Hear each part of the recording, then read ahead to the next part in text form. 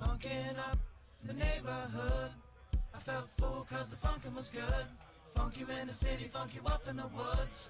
Funkin' up the neighborhood. Funkin' up the neighborhood. I felt full cause the funkin' was good. Funk you in the city, funk you up in the woods. Funkin' up the neighborhood. Funkin' up the neighborhood. I felt full cause the funkin' was good. Funk you in the city, funk you up in the woods. Funkin' up the neighborhood. Funkin' up the neighborhood. I felt full cause the funkin' was good. Funk you in the city, funk you up in the woods. Funkin' up the neighborhood.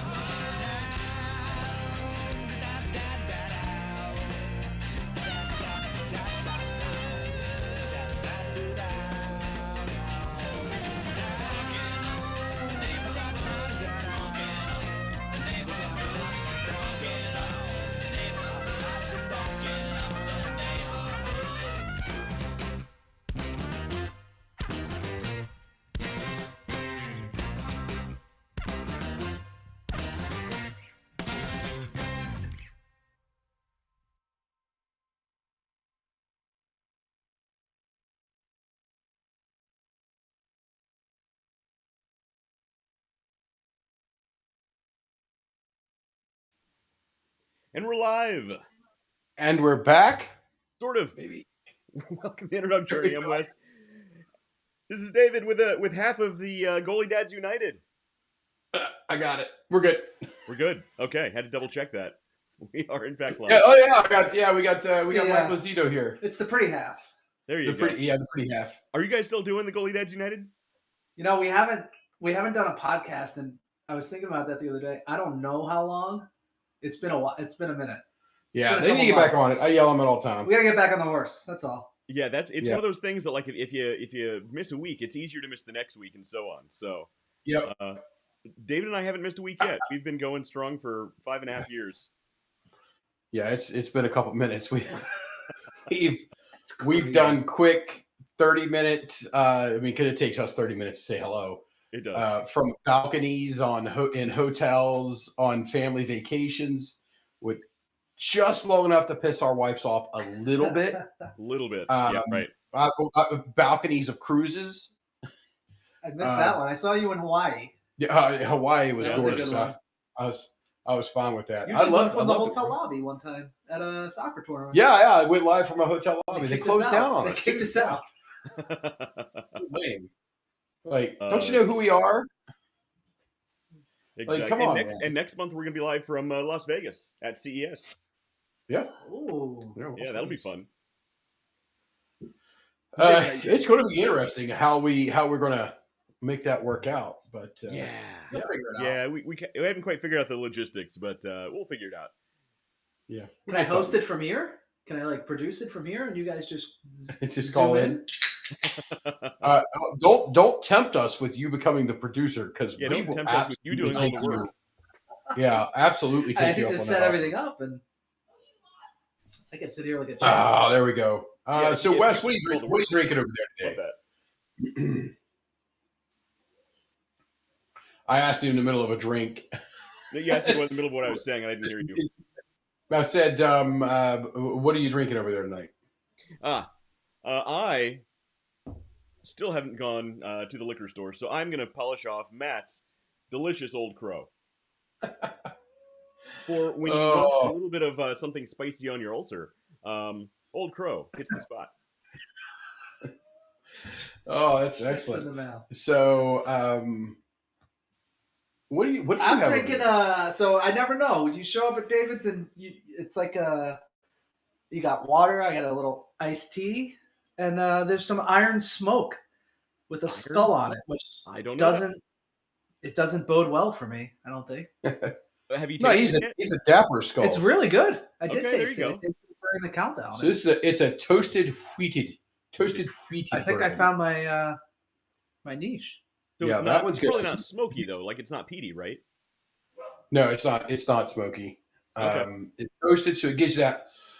Think about American beer where they have the nice, rich, kind of toasted malts to it. It's got a little more of that that roast flavor That sounds from amazing. a little bit of the char of the grain of the wheat The wheat. going into It's got a whisper of sweet apple wood, I would say.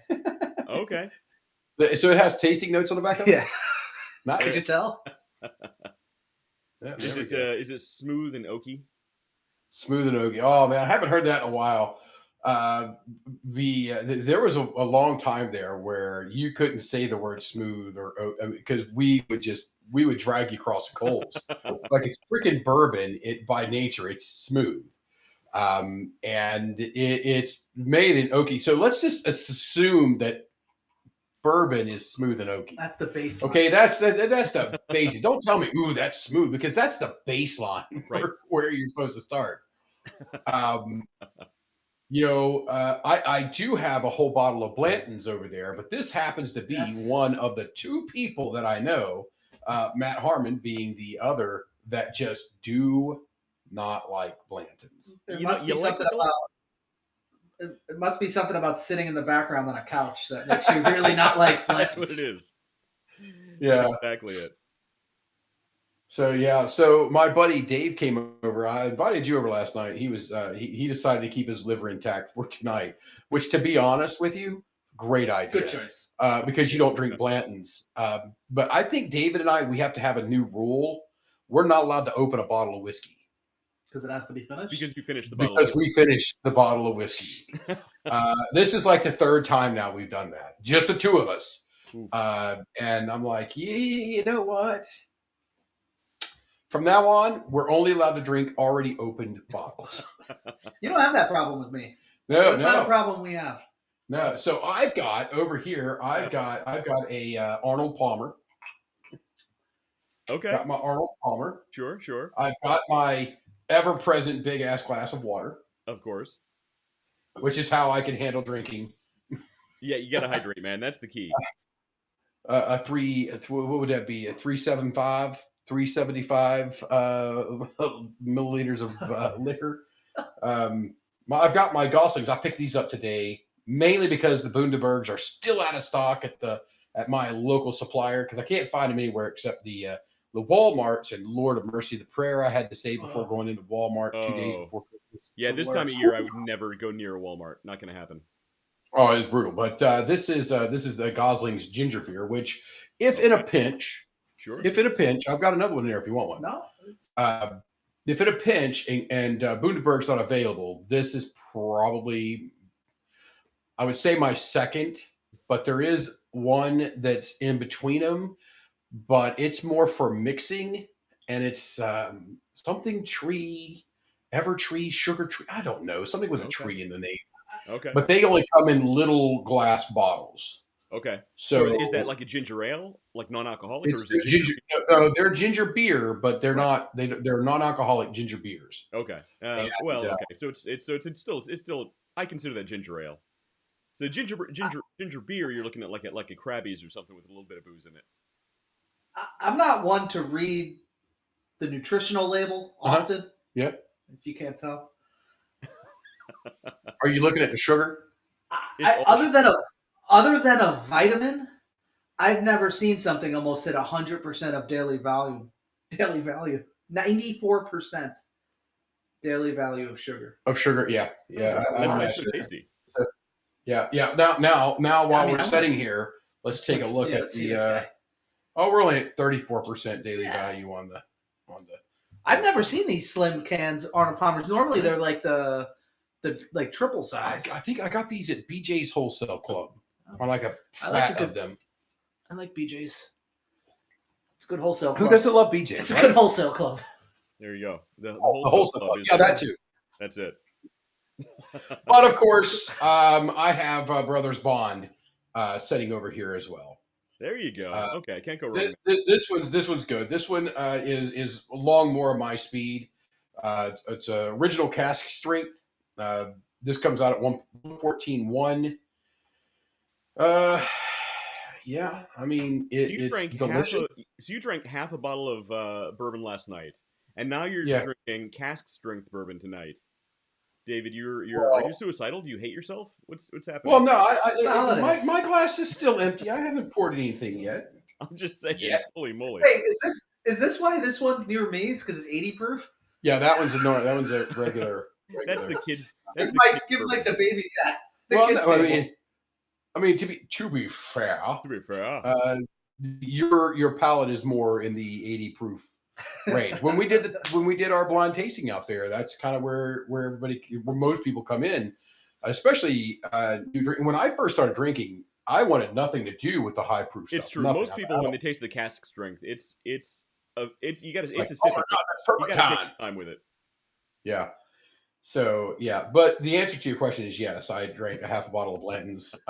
Dave drank the other half bottle at Blanton's, and yes, I'm sitting here within arm's reach of it now. Cask strength. Well, see, now you have to pour some, and you need to share that so he can experience cask strength bourbon. I think I must have He's had a couple of dabbled in it. I mean, I've sat here long enough. Yeah. No matter I mean, no, absolutely, because we did the blackened cask strength here a couple there nights. You go. That was good. And that one was, I think that was 129. That sounds amazing. And it's like right there at the absolute upper limits that it's allowed to be. And that stuff. When I set that on the table, I warned everybody. It's like, hey, a single of this is a double of anything else that you've ever had. Yeah. It hits you before you know. I like, yeah. So I'll set the bottles out when I do events down in New York City or anything, and or here at our local lounge, and I'll put them on a table. And normally, nothing at all. But if I set that bottle on the table, everybody who walks up to it, I'm like, hold on a second. Yeah. You have to read the warnings on this first. Get a waiver. Because you should have given out that warning the night at La Chavetta with Horse Soldier, because that was a dangerous night. By the way, Jeff Levin says moonshine. Yes. I mean, moonshine, that's a different beast. I do have a jar of moonshine right back there, half a jar, because Matt drank the other half and thought he was going bald at home tonight. Yeah, that was an interesting show. It's just an interesting Matt. Just an interesting Matt. So hey, Jeff, it's good to see you. It's been a long time since I've seen you on here. But yeah. The whiskey is good. I mean, but I make a rule. I can allow myself 2 nights in a week, and that's it. But when you do something like you did last night, that's why I've got 3 non-alcoholic beverages over here, you rotate. and nothing put in the glass over here, because the odds are I did enough for 2 nights last night. I mean, I'm not gonna lie. I come here just for the water. This is for the water. So I always make sure when he comes over, because he absolutely loves the water here out of the filter in the fridge and all that stuff. Right. So every time he comes in, I've always got a big glass of ice water ready for him. And it's not like I don't have filtered water at my house. It's not like I'm living in a just like Dave's water out to the well. Yeah, mud hut. Yeah, he lives 30 seconds. 30 seconds. Yeah. Baby Jessica's down there feeding me water. I have filtered water. It's just. Well, so what you got to do is every time you come over to David's house, bring a growler. You get a growler of water every time you come over. I don't know if it'll taste the same. Maybe it's the ice. Well, I'm sure he has good ice. The man loves a big ice cube. Yeah. This is the stuff right out of the machine, the little ice maker. But it gets cycled through a lot, because again, this is a constant. By the way, Jeff, of course, again, that's good. Sorry, I didn't mean to interrupt. So this is how I'm able to get away and do something stupid like I did last night, and then completely function with no problems today. Although I didn't climb out of bed till very late. So very late for David, like 8 a.m. No. It was 10, 15 or something like that. And I was in no hurry. I was comfortable. I was out in the garage and smoked cigars. So last night. So I come in, shower head to toe. So you get that nice, you're cozy out of the shower, lay down, sleep, gone. I was in Never Land, man. I was happy as could be. Hey there, Chris. No, Christmas is what they're saying. There you go. So first, Jeff Lockwell says we want to say Merry Christmas to everybody. And then Rob Miller says Merry Christmas, gents. Rob, it's been a long time, man. Mr. Santa Claus himself. Well, no, hey, no, he knows Santa Claus. He doesn't. Oh, he knows Santa Claus. They're like this. They're bros.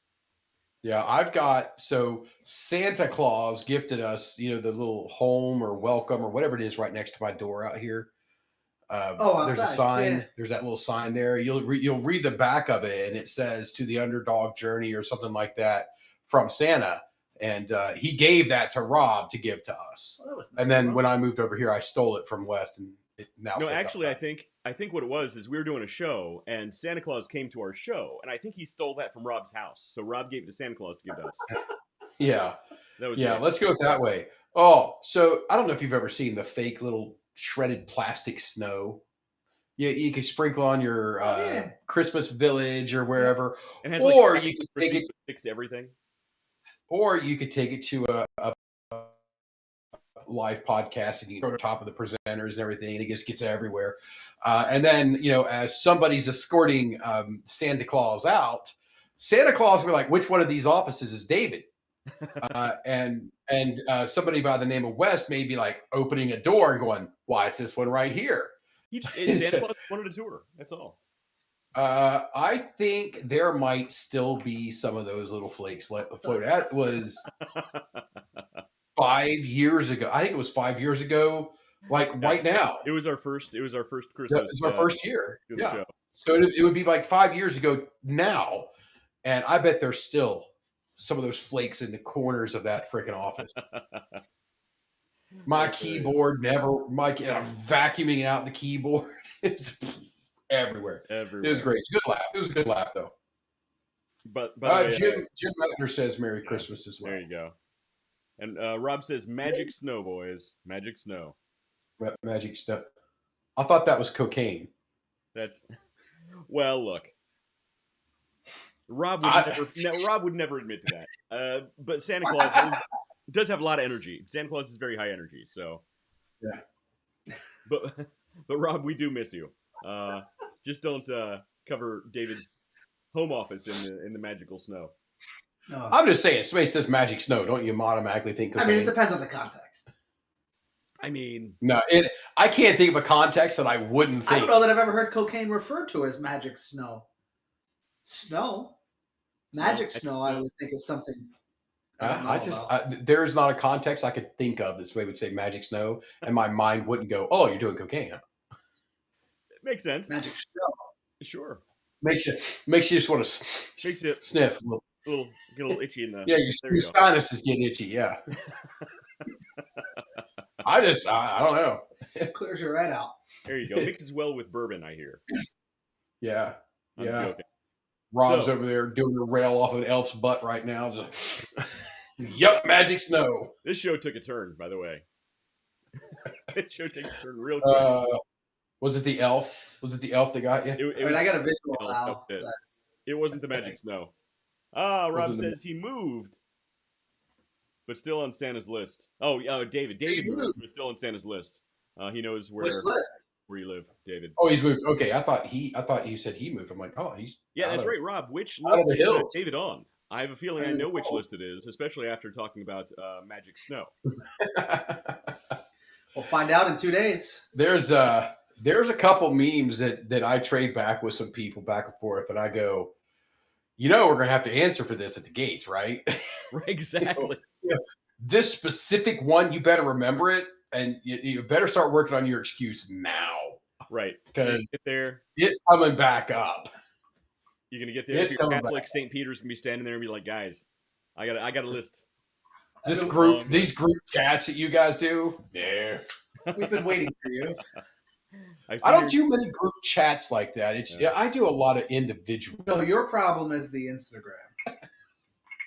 Instagram. Hey, my algorithm is all over the place. I don't follow David on Instagram. What's he leaving on Instagram?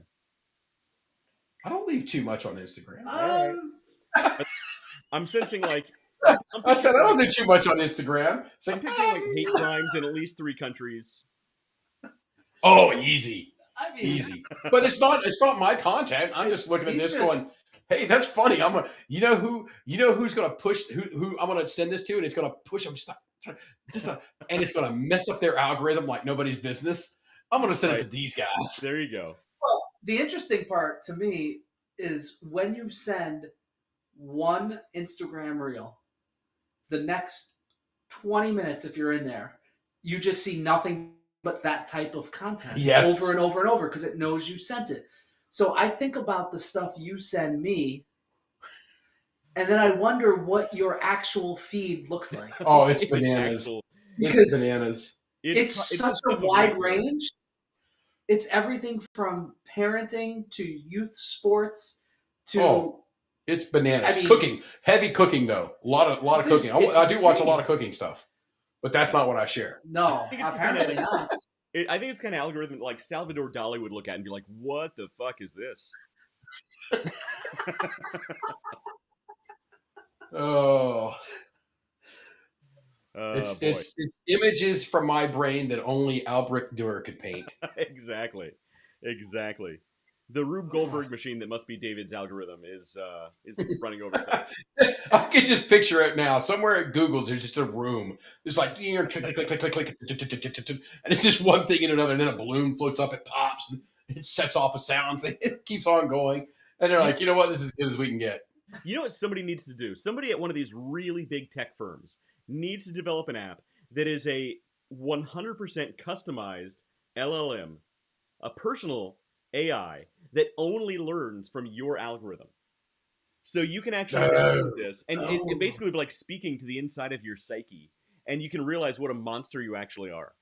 Like, somebody needs to develop this. That is absolutely genius. Right? And then you can share it. And then it's going to do one of two things. It's going to send people way over the edge. It's going to exacerbate their insanity, or it's going to make relatively healthy people realize they're complete and total monsters online, and they're like, "Oh, I got to change my stuff, man." No, that is not what's going to happen. They're like, I could be more evil. Right, exactly. After speaking with my subconscious, I realize I can be much more evil than this. although when you're saying that, all I'm thinking about is like Finding Nemo when they're down in the dark and she forgets. He's like, "Hello, who's that?" Dory. Yeah, Dory. Yeah. Are you my conscience? Yes, I'm your conscience. I got the name. Clean Slate AI. Clean Slate AI. Ooh, I don't know. Skeletons in the Closet AI. Don't check my search history AI. Well, that's coming at it from the standpoint of it's not slanted going in. Well, here's the thing. I think most people are going to see how dark they actually are. I don't think anybody's going to come out of this and be like, "Hey, look at this. I made a chum. Hey, buddy, we're doing fun stuff over here." No, it's going to be dark, man. Maybe I'm just reading too much into that personally. I don't know. But just think, an AI model that starts with nothing. Right. Well, so that sort of already exists. So Google's Notebook LM is basically an AI platform. It only knows what you put into it. But think about this: something that actually learns from your algorithm, your different algorithms on different social media platforms, and your search history. Like, all it knows is basically stuff that you are imbibing in on social media and your search history, like that. And then, but then what happens is with the whole like ChatGPT thing, it simulates a personality to go along with that, who it believes the person to be, and then you get to speak to basically your subconscious or your online persona. Then it creates your avatar. Ooh, it decides what this person looks like also. Yep. That could be dangerous. I don't know, man. I don't know. I love the idea, but at the same time, I'm like, this is either going to be really dark or really funny. Oh, I love the idea for everybody else that's not me. I love the idea for you guys to try it, and I would love to see what that results in. Yeah, this thing transcribed on the internet forever, by the way. That's funny. I had to search that. So there goes my algorithm. Just to make a 3-second joke, I'm going to have some really weird stuff sent to me. Oh, we all are now. That's hilarious. Says the man with the iron cross on the guitar right behind him. That's James Hetfield's Iron Cross guitar. It is. You can't have an Iron Cross guitar without an Iron Cross. It is a beautiful guitar.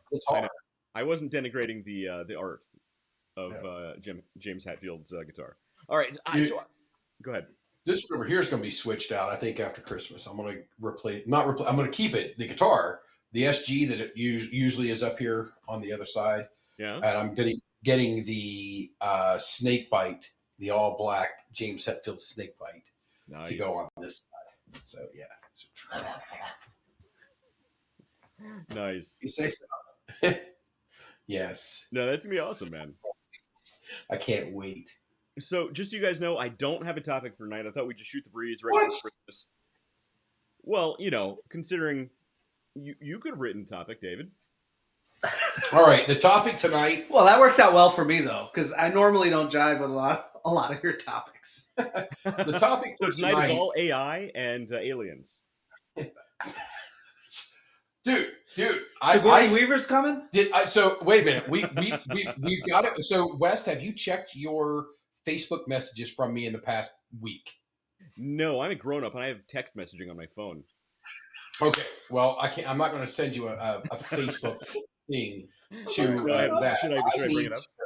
Oh no, you need to bring it up right now because everybody needs to see what I just sent. What I sent you, I think it was earlier today. Let me look up West here. Can I search? Yeah, West.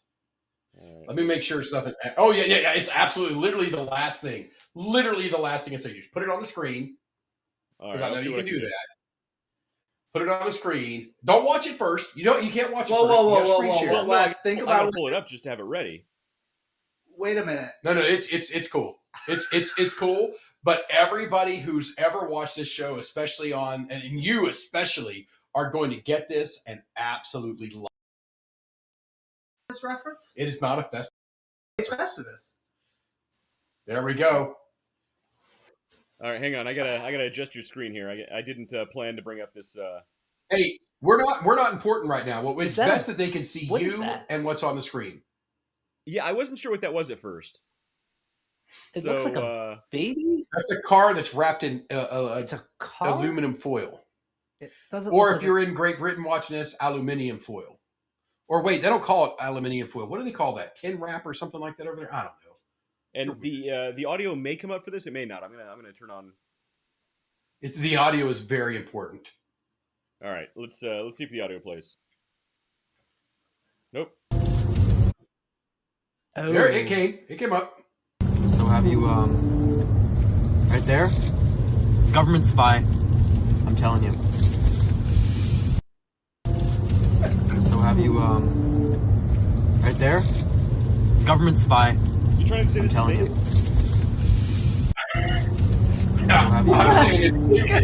It's got a tinfoil hat on. The whole thing's wrapped in tinfoil. But he's the wearing car a hat. comes by and he's like, that right there? Government spy. You trying to say this is me, David? Yes. Yes. Think of how much that costs. That is awesome. Tinfoil's not cheap these days. Right. Costs a pretty penny. They spent some money on this prank. Yeah. I don't think it's a prank. I was gonna say I don't think it's a prank. I think that's what that dude lives. From me in the past week. No, I'm a grown up and I have text messaging on my phone. Oh, hang on. Okay. I'm like, wait a minute. I'm going to send you. Did my mute? There you guys ever watch the movie Groundhog's Day? Yeah. Yeah. That was Groundhog's podcast right there. Jeff Luffingwell liked but yeah, that was relate to that one. Yeah, it was great. I see that. I was like, oh, that's West. That's West. It's him and the giant back of a big giant space turtle. Look, just because conspiracy theories exist doesn't mean there aren't real conspiracies out there. I'm just saying. Yeah. Hey, speaking of conspiracy theories coming true, I don't know how true this is, but the Epstein files. They just released a bunch of Epstein files. Well, apparently, somebody at the FBI accidentally leaked like thousands of documents they weren't supposed to, and they were incorrectly redacted. Incorrectly redacted. So apparently, instead of actually redacting the files before they scanned them in, they used Adobe Acrobat to just use the black marker to cover up the text. Uh-huh. And these files that were leaked you can actually just copy and paste the text and put it in different application, and you can read everything that's in there. Huh. So somebody's getting a talking to right now. Or they did it on purpose. Or they did it on purpose because nothing's ever going to come out of it anyway. So, Yeah. But I do have a little bit of news. Well, let's get to the news. All right. Let's get to the news. There's no conspiracy Over to theory the stuff, news. but there's a little bit of news. And it's hard to find news that's not news. political. So we'll see what we got. So just this is the side that's live for us. This side is what's the viewers see live. Got it. This is about 15, 20, maybe 30 seconds behind this one. So when somebody says something, we're 30 seconds past it and going, what were they talking about? What were we talking about 30 seconds ago? Because, my ADD brain's like, we 5 topics past. Yeah, occasionally, all right, there we go. Occasionally, we'll ask somebody a question, and we'll wait for the answer, and it'll take a second to realize, oh wait, there's a delay. So. Yeah, there's a 30-second delay. We can't sit here and be quiet for 30 seconds. Just the internet listening to us going. Hey, look, I've heard worse. I've heard worse. All right, so this is good one. So, David, we've talked about meat robots in the past. We've talked about brain cells being used as. We've talked about brain cells being used as computer processors. We've talked about actual muscle tissue being used for to control robotic arms and things. Well, scientists have finally built a robotic claw using dead shrimp, and it outperforms synthetic versions. So apparently, they actually use shrimp to make a claw.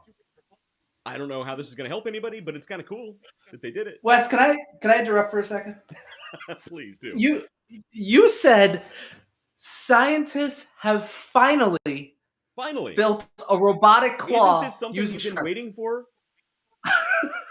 I've been. I just don't want to say this sentence. I don't want that line to be lost on the audience. Finally built a robotic claw. Like what took so long? It's been on his Christmas list for 4 years in a row. Why did it take them so long to realize what I've known all along, which is shrimp would make great robotic claws? Well, that's what I'm saying. You've been to Red Lobster, right? We've all been to Red Lobster. They have really good lobster. Those bread rolls. Yeah, the cheddar bay biscuits. They're so good. Oh yeah, that's what I'm saying. And tell me, you haven't seen a big plate full of shrimp tails and thought they look like big creepy fingers. You're telling me scientists only just now made a claw out of lobster tails or shrimp tails? But aren't they weak?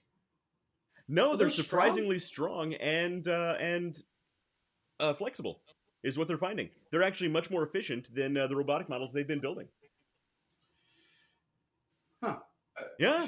So now we have computer processors using human brain cells to control the computers. Then we have robotic arms being controlled by actual living muscle tissue, cloned muscle tissue, and they have claws made out of lobster or shrimp tails. At what point can we no longer say this is a robot and this is a monster that we built in a laboratory with shrimp fingers? Think about that.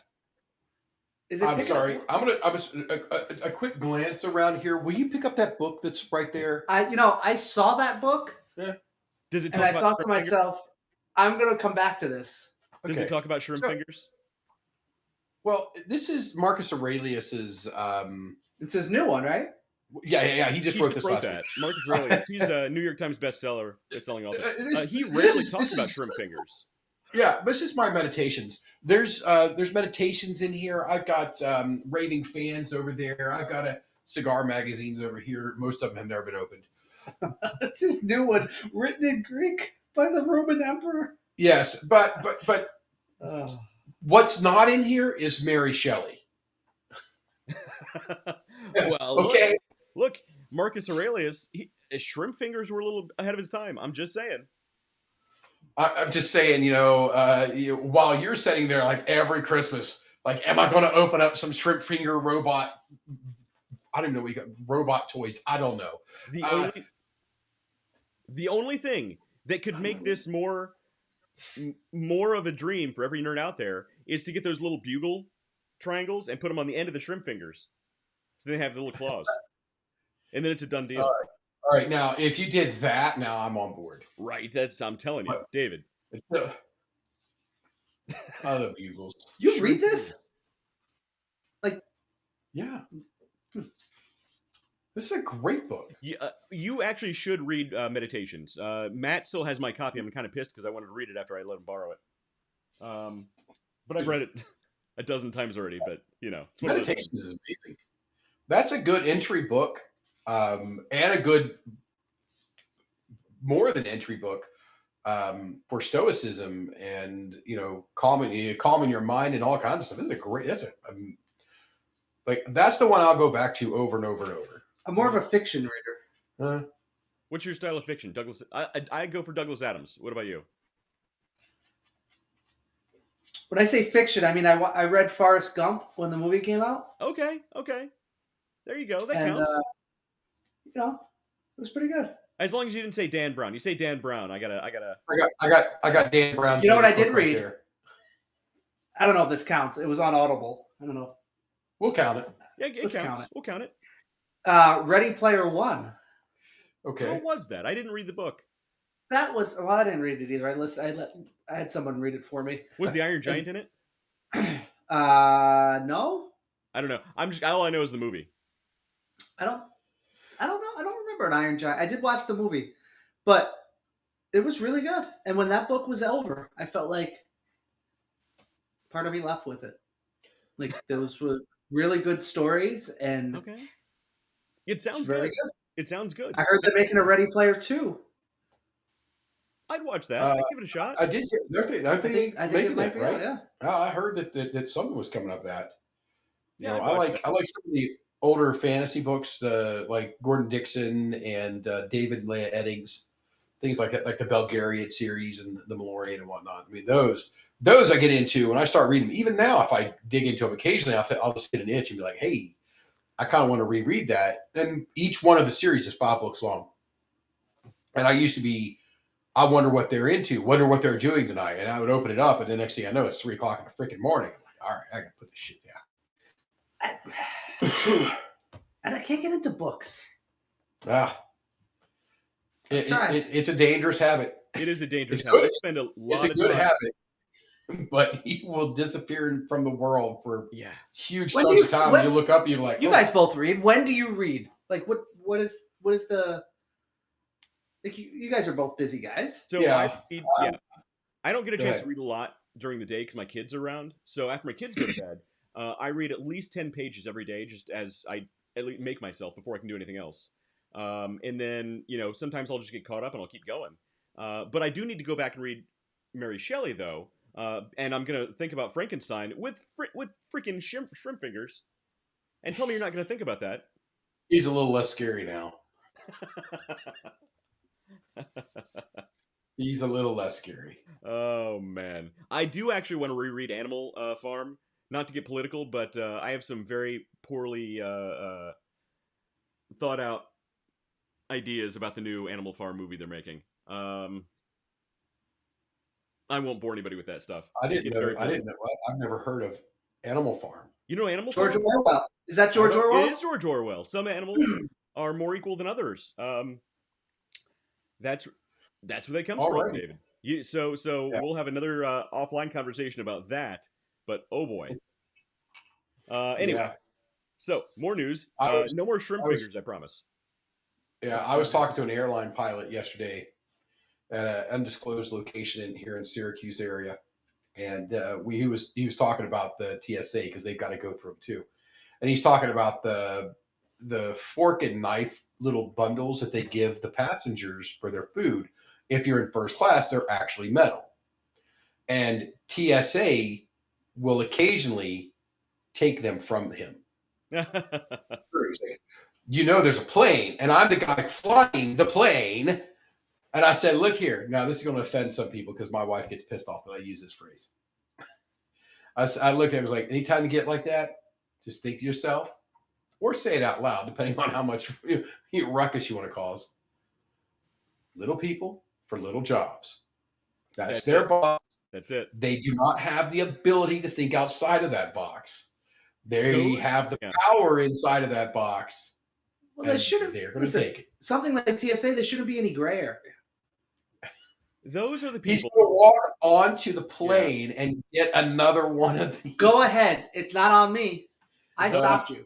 Those are the people who give them a million years. They will never, ever be able to comprehend the idea of robotic shrimp fingers. I'm just saying, it will never enter their mindscape. It just, they can't do it. To be fair, I am there with them on the robotic shrimp fingers thing. It was not. I did not use the word "finally" when I read that headline. That's been a bingo card for a long time, David. I'm actually looking forward to the next news story, so I can let's see what we got. Stop looking at the French fries picking up a mushroom. All right, let's see. It does look like a French fry. This is one David might have some opinions on. Samsung's 600-mile range batteries that charge in 9 minutes are ready for production and sales next year. So Samsung has developed a completely solid-state battery that charges in it can apparently power an entire EV and charges in just 9 minutes. I don't know the first thing about batteries. Samsung makes great televisions, but to me, and I'm gonna bow out after I say this. I think this is a. I mean, I don't. You're know not what saying the the fine is. people at Samsung make something up. I'm gonna say that the solid state battery has been something that has been 10 to 15 years out for 10 to 15 years. Exactly. Right. Every time that somebody thinks they're going to be able to make producible to scale, that it falls. There's a lot to be questioned with this, okay? And anything with then what they say a 600-mile range in zero gravity, with no drag or downforce. Right. I mean, what is that? I mean, a baseball thrown by my arm has a 600-mile range if I'm in freaking space. Zero gravity. So, all right. So yeah. Samsung claimed they were smaller, lighter, and safer, capable of driving 600 miles and charging just 9 minutes. Typically, a lithium-ion battery pack in modern EV charges 10 to 80% in around 45 minutes and has a range of around 300 miles. So they're pretty confident they're going to put this into full production. They're belittling the lithium-ion batteries there because they've got greater range and their charge times are a little bit better. So they're using the absolute best of their not even produced product yet, their projected product, and the absolute worst of their competition. Right. So yeah, there you go for marketing. And that's how they get their investors all excited, by doing exactly that. But I thought you'd have some opinions, and I think they'll actually be talking about this at CES, so we'll see them there. Yeah, good. We'll see it. Jeff says never buy the first one. That's exactly. And let's see if we can get the comments up there. I mean, that's wise words right there. Like I'm looking, the itch is back on me right now for another Corvette, and I've never had a C7. I've never had a C7 Corvette, and I keep seeing it. But there's some every time I'm like, oh, here's one. Oh, I love the color. I love the interior, everything about it. And then it comes up, it's a 2014, and I'm like, no. Going to keep going because that was the first year of the C7 Corvette. And at this point, the bugs should be, anything that was wrong with it should have already happened and be done with it. But there are other things. I'm just like, in my head, it's like, you never buy the first one. You never buy the first one. That's it. Jeff knows. Jeff Leffingwell knows. All right. Wise man that Jeff is. Jeff taught me one of the greatest lessons of my entire life. Yeah, what was that? We were fishing on Tycoon Lake, and it might be. I'm not sure what county that's in down there because I don't remember what the county is. I know it wasn't Lawrence, maybe Gallia County or something along those lines down in southern Ohio. And he was smoking a cigarette. Yeah. And his wife didn't like him smoking. So he said to me, David, now, if she asked if I was smoking, in your head, think, did she just ask if he smoked two at a time? And then you can just tell her no. So I wouldn't technically be lying to the question that I'm perceiving that she sold. And guess what? I turned out great in sales. Something clicked. Yeah, it just clicked. It worked out. Cali County, yeah, he just popped up on the street there. Cali County down Tycoon Lake. We're out there. He's smoking a cigarette, but he was not smoking 2 at a time. So if anybody asked me if he was smoking, the answer is no. All right. Technically, he was not smoking. When you speak in technicalities, that's how David became a great salesperson. Yes, that's correct. Yeah. So it's all about in framing the question. So if a customer comes to me and says, "Hey, can you do this, blah, blah, blah, blah, blah, all these things?" All you got to do is reframe the question and answer very confidently. Yes. That's it. And don't say technically. This looks like a very nice technically. Yeah, just apply technically. Professional ambiguity. That's it. David Ramirez on YouTube says, "What's up, fellas? Merry Christmas. See you guys in New York City." Man. Oh, hey, David. Nice to meet you, bud. New York was a lot of fun. New York was a lot of fun. I've been David, were you down there when West and I were down in New York City back in November? I don't remember whether he made it that night or not. I don't. Dave's great. We ran into a lot of people, and there was a lot of booze. Man, after that first cigar place, I had to take it easy and rehydrate a little bit because, man, there were, I'm not going to name names, but there were a couple of guys walking around. I got basically a full glass of Johnny Walker Blue, and they're walking around right behind me waiting for refills, and they're like, "Go ahead and drink that." I'm like, "I'm just gonna take my time." They're like, "Go ahead and drink that." I'm like, "All right," so I down it. Yeah, you finished that up so we can pour you a little more Johnny Walker Blue. Oof. I mean, it was good, but it was rough. By the way, Jeff Leffingwell says you turned out great. Oh, it was great. Sapphire. He was there for Sapphire. Oh, shh. I mean, I don't know what you're talking about. No, the stone. We Allegedly. Jewelers, and we saw some sapphires. Yeah, there were some sapphires at the jewelry store. We went to Tiffany's. We were shopping for our wives. Tiffany was there? Exactly it. There's actually pretty nice Tiffany's there. I'm sure there was a Tiffany there. Oh, man. Oof. Well, David, man, I can't wait to go back to New York. That was a lot of fun. I was speaking with David Ramirez, not David Leffingwell. Well, yeah, all of them. All the Davids. All the Davids. It's a David convention. It was so. I right now I'm trying to book because I kind of have a standing thing that I go to a specific spot in New York City on my birthday every year, and so I've got to start working with some clients down there and set some meetings so that I can be in New York City on my birthday, so that I can go to my favorite places in New York City. Tiffany's is not one. He says, "Yes, sir. New York City's Diamond District sapphires. Something." Yes. Yeah. Yes. I walked past it the last time I was in there. We walked a lot. I did not use Uber near as much when Wes was in. We did a lot more walking than I was expecting. Partially because driving in New York City kind of scares the hell out of me. I don't have the for it, man. I don't know. So I don't know if you've heard. But we come under we go through the Lincoln Tunnel, right? We come up on the other side. We head up north, and I think it's 5th or 7th or something heading north, or whichever one of the main avenues. You guys are crazy. North. And I mean, we're not in New York City for 30 seconds. He's like, "Use guys," and I'm like, "Oh, I'm never letting this go. That's it. Never letting this go." I was made to be a New Yorker, man. You guys are crazy over there. All right. He was made not to drive in New York. I was made not to drive in New York. That's true. He was over there. Special. He was over there, hand on the roof, hand on the thing, smashing the invisible brake pedal. I wasn't that bad. I wasn't that bad. Were you driving? Yeah, I was driving. Yeah, I don't mind driving. I wasn't that bad, David. I was that bad in Boston. Boston's the worst. Yeah. Well, driving with David is the worst in Boston. So I tell everybody, and I've driven LA, I've driven Atlanta, and people in Atlanta think, "Oh, Atlanta traffic, you guys have never seen it." Yeah, we did fucking nothing, man.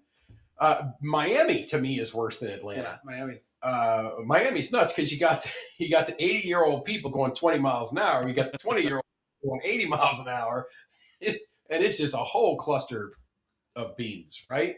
But Boston, hands down, no question asked, that is the hardest place in this country to drive. I know there is some spots there in Charlotte, North Carolina, that are a little dicey. There's Denver. They've built up pretty good, and they've got a couple. The big thing about Denver is they don't got a lot of freeways, so they've got a lot of people on one. But even that's not terrible. Boston, it is a lot of people. Yeah.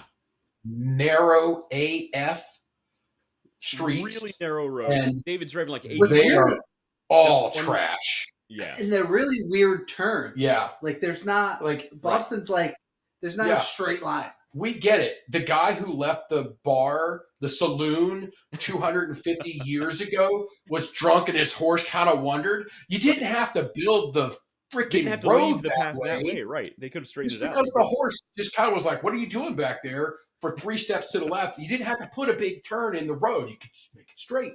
No, not Right. in Boston. Nope. Not in Boston. Nope. David So- Ramirez says he drives every single time, by the way. Oof. Yeah, I he would does. never He drive there all the time. in Manhattan. No, thank you. Nah, it's easy. It's fun. Easy. Speaking of driving, though, we have a little bit of driving news here. The Look at that last set. petrol-powered Jaguar has been built and rolled off the assembly line. The very last one ever. They're moving to complete EV production after this. Didn't you guys talk about this once before? Well, we we talked did, about but Jaguar. this- About- this is actually just happened on Sunday. Was Yeah. when they rolled out the last petrol Jaguar. But I remember seeing or listening to an episode where you guys talked about how Jaguar is going to all EV. Yeah. Yeah. I didn't think they'd follow through. I thought they'd. I didn't think they'd do it equipment, either. and they did it. They finally did it.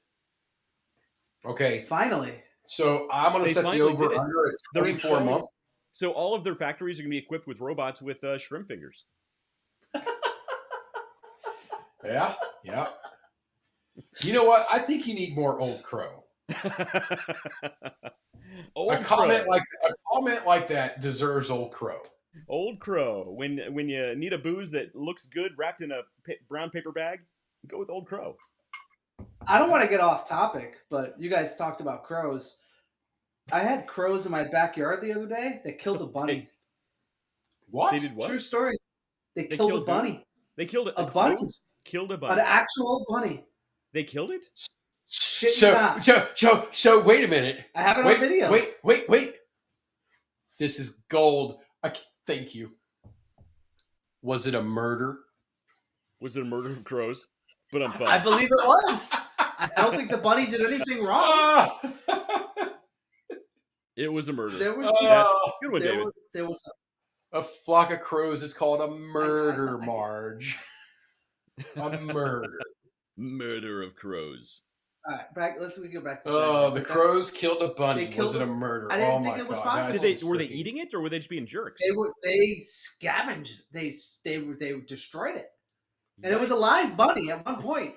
They swooped down, and they took care of it. All right, There's so nothing but- so we got a topic here from a 12-year-old, maybe I think he's 13 now. 13-year-old. He says self-driving is going to mess a lot of things up. Now, if we could flip the switch today and say self-driving cars with their record right now, let's say they kill 150 people a year. Like that is a problem, a glitch, something went wrong. Yeah. What's the difference between 150 and what we're losing now? What are we losing now? I don't know, but I know it's more than 150. Well, also, David, can you So- put a self-driving car trying to drive in Manhattan where lines are optional? They won't Easy. know what to do. It'll glitch out. So, I- I just think you just got to be spatial recognition at that It's point. going to go just how full much murder power- robot and just freak out. All the shrimp fingers are going to take out everybody. Like if you jaywalk, shrimp fingers are going to launch out of the car, grab No. you by your ankle, and drag you back. Do you guys remember the article we covered about a year ago that was talking about military robots that eat protein on the battlefield to repower their batteries? It's going to Yes. happen. Tesla's building that right now.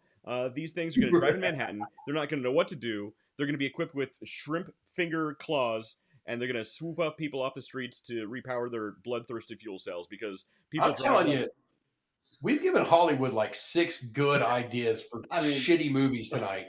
The bunny killers. Yes, the flock of crows going around. Actually, they've already had birds. Yes. Hitchcock from back in the day. But I think we this can was call it Murder of Crows. I'd watch that. Murder of Crows. Murder She Crowed. I'm ready to remake Back to the Future. We're due. I'm gonna put it on the record now. We are due for a Back to the Future. No, not a true remake. Almost like another one. Picture kids, 12-year-old kids in 2025 go back to 1995. You know what? You just keep your mouth shut on shit like that. I don't the kids, don't think they can or should, only because it'd be really sad to see Michael J. Fox like that again. You wouldn't have. You would reference him. You wouldn't. You'd see his picture on the wall. You wouldn't actually have him there. But so forget about Back to the Future. A movie where kids that have grown up like our kids have grown up. Yeah. Okay. Right. Forced to live in the 90s. Well, you know what's really funny? Without any of that stuff. Well, you know what's really funny is we are further away from Back to the Future, the movie, than Marty McFly was to traveling back to see his parents in the 50s. Yep. That's crazy. That's how old we are. You can watch your mouths. I'm just saying, I would love to see a movie with. When my aspirin kicks in and my joint stops hurting, I'm going to whip both of you. Right. I was at the doctor. I had to go. I'm surprised. All right, tomorrow I got a doctor's appointment. Okay. I had momentary panic. There you go. I had a doctor's appointment on Monday. It's a lot of doctor's appointments. End of the year, they just cram them in. But I go in and the practitioner, whoever comes in, the nurse, whatever, are you in any pain? And I literally was like, yeah, just a normal amount. Just the normal. And she's like, what is that? I'm like, I don't know. She's like, on a scale of 1 to 10, I'm like, I don't know, maybe a 1 or 2. It's just like, you just kind of get used to it. She's like, where? I'm like, well, my knee, my hip, my shoulder. I mean, I'm freaking old, lady. Look at me. I'm old and overweight. Things are going to hurt. My ass. That's how it works. Yeah. I'm like, yeah. Yeah. So, yeah. Now that we're talking about, now I think that actually would be a great movie. This is a great movie. I would love to see that. I would love to see a movie where kids from this age, this age, fucking Gandalf over here, get my pipe down. So old Toby, finest weed in the South Farthing. Anyway, yeah, he's laughing, but he doesn't get that reference because he doesn't watch. I gotta be polite. Read Tolkien, man. Come on, read. You want me to read? I just told you the last book I read was Forrest Gump. You want me to read Tolkien? Fair. No, I confided in you, West. Look. The Hobbit was technically a children's story at the time. I think you can pick it up. James and the Giant Peach. My son has a big blue truck. I can let you borrow it. I don't know. He's dedicated himself to, by the end of next year, to read his way through The Very Hungry Caterpillar. That guy's from this area, right? I think the author is actually from Syracuse. Yeah, spoiler at the end, he lost lots of weight and learned how to fly. I don't even know if you're joking. I don't know. Like, that could be a really good joke. It's lost. That's awesome. Oh, they're really good jokes. So that's what I was saying. Anyway, this past age, that the whole thing came. But anyway, yeah, that was. Well, kids living in the 90s would be great. I think it would be great. How would they function? I mean, how bad would they function? I mean, take it to 1993. Not 95, 1993. Just before 1995, you had a little bit of AOL. I think 95 would be perfect because they have a taste, a very small taste, and it's not taking out your phone and looking at it. You have to make a commitment, and nobody could call, which they would think no one calling wouldn't be a big deal, but the phone never stopped ringing in the 90s. Well, they have to go back pre-internet, obviously pre-cell phone, pre-internet. They have to go back to when, if you wanted to make a phone call, you had to have quarters in your pocket. Nope. And you had to remember somebody's phone number. Yeah. Yes. Yeah, you had to remember the phone numbers. I still remember phone numbers from my youth. Yeah. I can rattle off a handful of numbers right now. If you guys want to prank call some people, I still remember the phone numbers. We should call one right now. No. We got to be able to figure out how to do phone calls on this show. That's we're going to work that in. Yeah, that would be great. It's great for phone. Hello, listen to me. You should take calls. Like that should be a goal for 2026. How great would that be? That would be fun. We're gonna work it out. We're gonna make it happen. But we do have a little bit more news. You're on the you're on the Sorry, call Jaguar. We kind of glossed right over you, but good luck to you. Yeah, Jaguar. Nobody cares anymore, so let's move on. So back to Jaguar. Sorry, I asked this, but we kind of went off because that does happen. It happens. Over under. I'm saying 24 months is the break-even line before Jaguar folds. Now, they'll split because they'll take the Land Rover out because Land Rover's not ended its electric car. It's not ended its petrol-powered vehicles. Right. But I think Jaguar, I would set the line at 24 months. They will do so badly and lose so much. Investors will pull so much money out of Tatas. Because of names ever, by the way. Yeah, actually, great name. Actually, makes me think of Sapphire. What does it make you think of exactly? Tatas. Potatoes. Yeah, potatoes. Yeah, man. No, you know what needs to happen is they restarted Chi-Chi's. The son of the guy who founded Chi-Chi's is relaunching. He needs to buy Tatas, so Tatas and Chi-Chi's can merge, and they both move their headquarters to Lake Titicaca, and they make like a super company. I'm telling you. Tell me that wouldn't be international news. I had a genius idea for Chi-Chi's. So if you're watching right now, reach out to me. I got an idea from a marketing campaign. Is this like your Pizza Hut idea? This is no, that's Pizza Hut is don't even money. That is Pizza Hut is money. I am 100% behind the Pizza Hut idea. The Pizza Hut idea is money. It's locked in, bud. It's locked in. I talked to a handful of people. They're all like, I'm in. Let's do it. Let's go. So, fair enough. But I'm just saying, 24 months. Do you think they'll make it over the bar or under the bar 24 months before Jaguar collapses? I need to look at their current projections and when they actually plan on launching their EVs. I don't think they're planning on launching an EV before 28. I think it's probably closer to 2030 before they actually get into full production of the EVs. I think they're going to have a dud of a launch on the EVs because the concept car that they put out and shown photos of looks like a brick. It looks like garbage. Yeah. And it's going to look even worse in 2030. So I really don't think they're going to last much longer than that. I think they have longer than 24 months only because they won't have fully launched by then. I think the projections will be so bad that within 24 months that the company will fold. It wouldn't surprise me. This is one of those clippable show moments. Yeah. Right? Yeah. Because what if they are the next giant in the space? There are times when I say, I hope if I'm wrong, that's the greatest thing in the world. I don't think I'm wrong on this. But if I'm wrong, that means the world is possibly getting a great vehicle. Right. They're not. It's going to be garbage. It's going to be absolute trash. Yeah. The word efficiency is in these people's natures. Right. The people who own it. It's their sole focus, their sole drive. And there's another way of saying, and this will be in my book. There's another way of saying efficiency is cutting every corner you can. Right. Well, so I actually think you're right, David. So the more I think about it, you got to think about their core market is most of the Western European countries.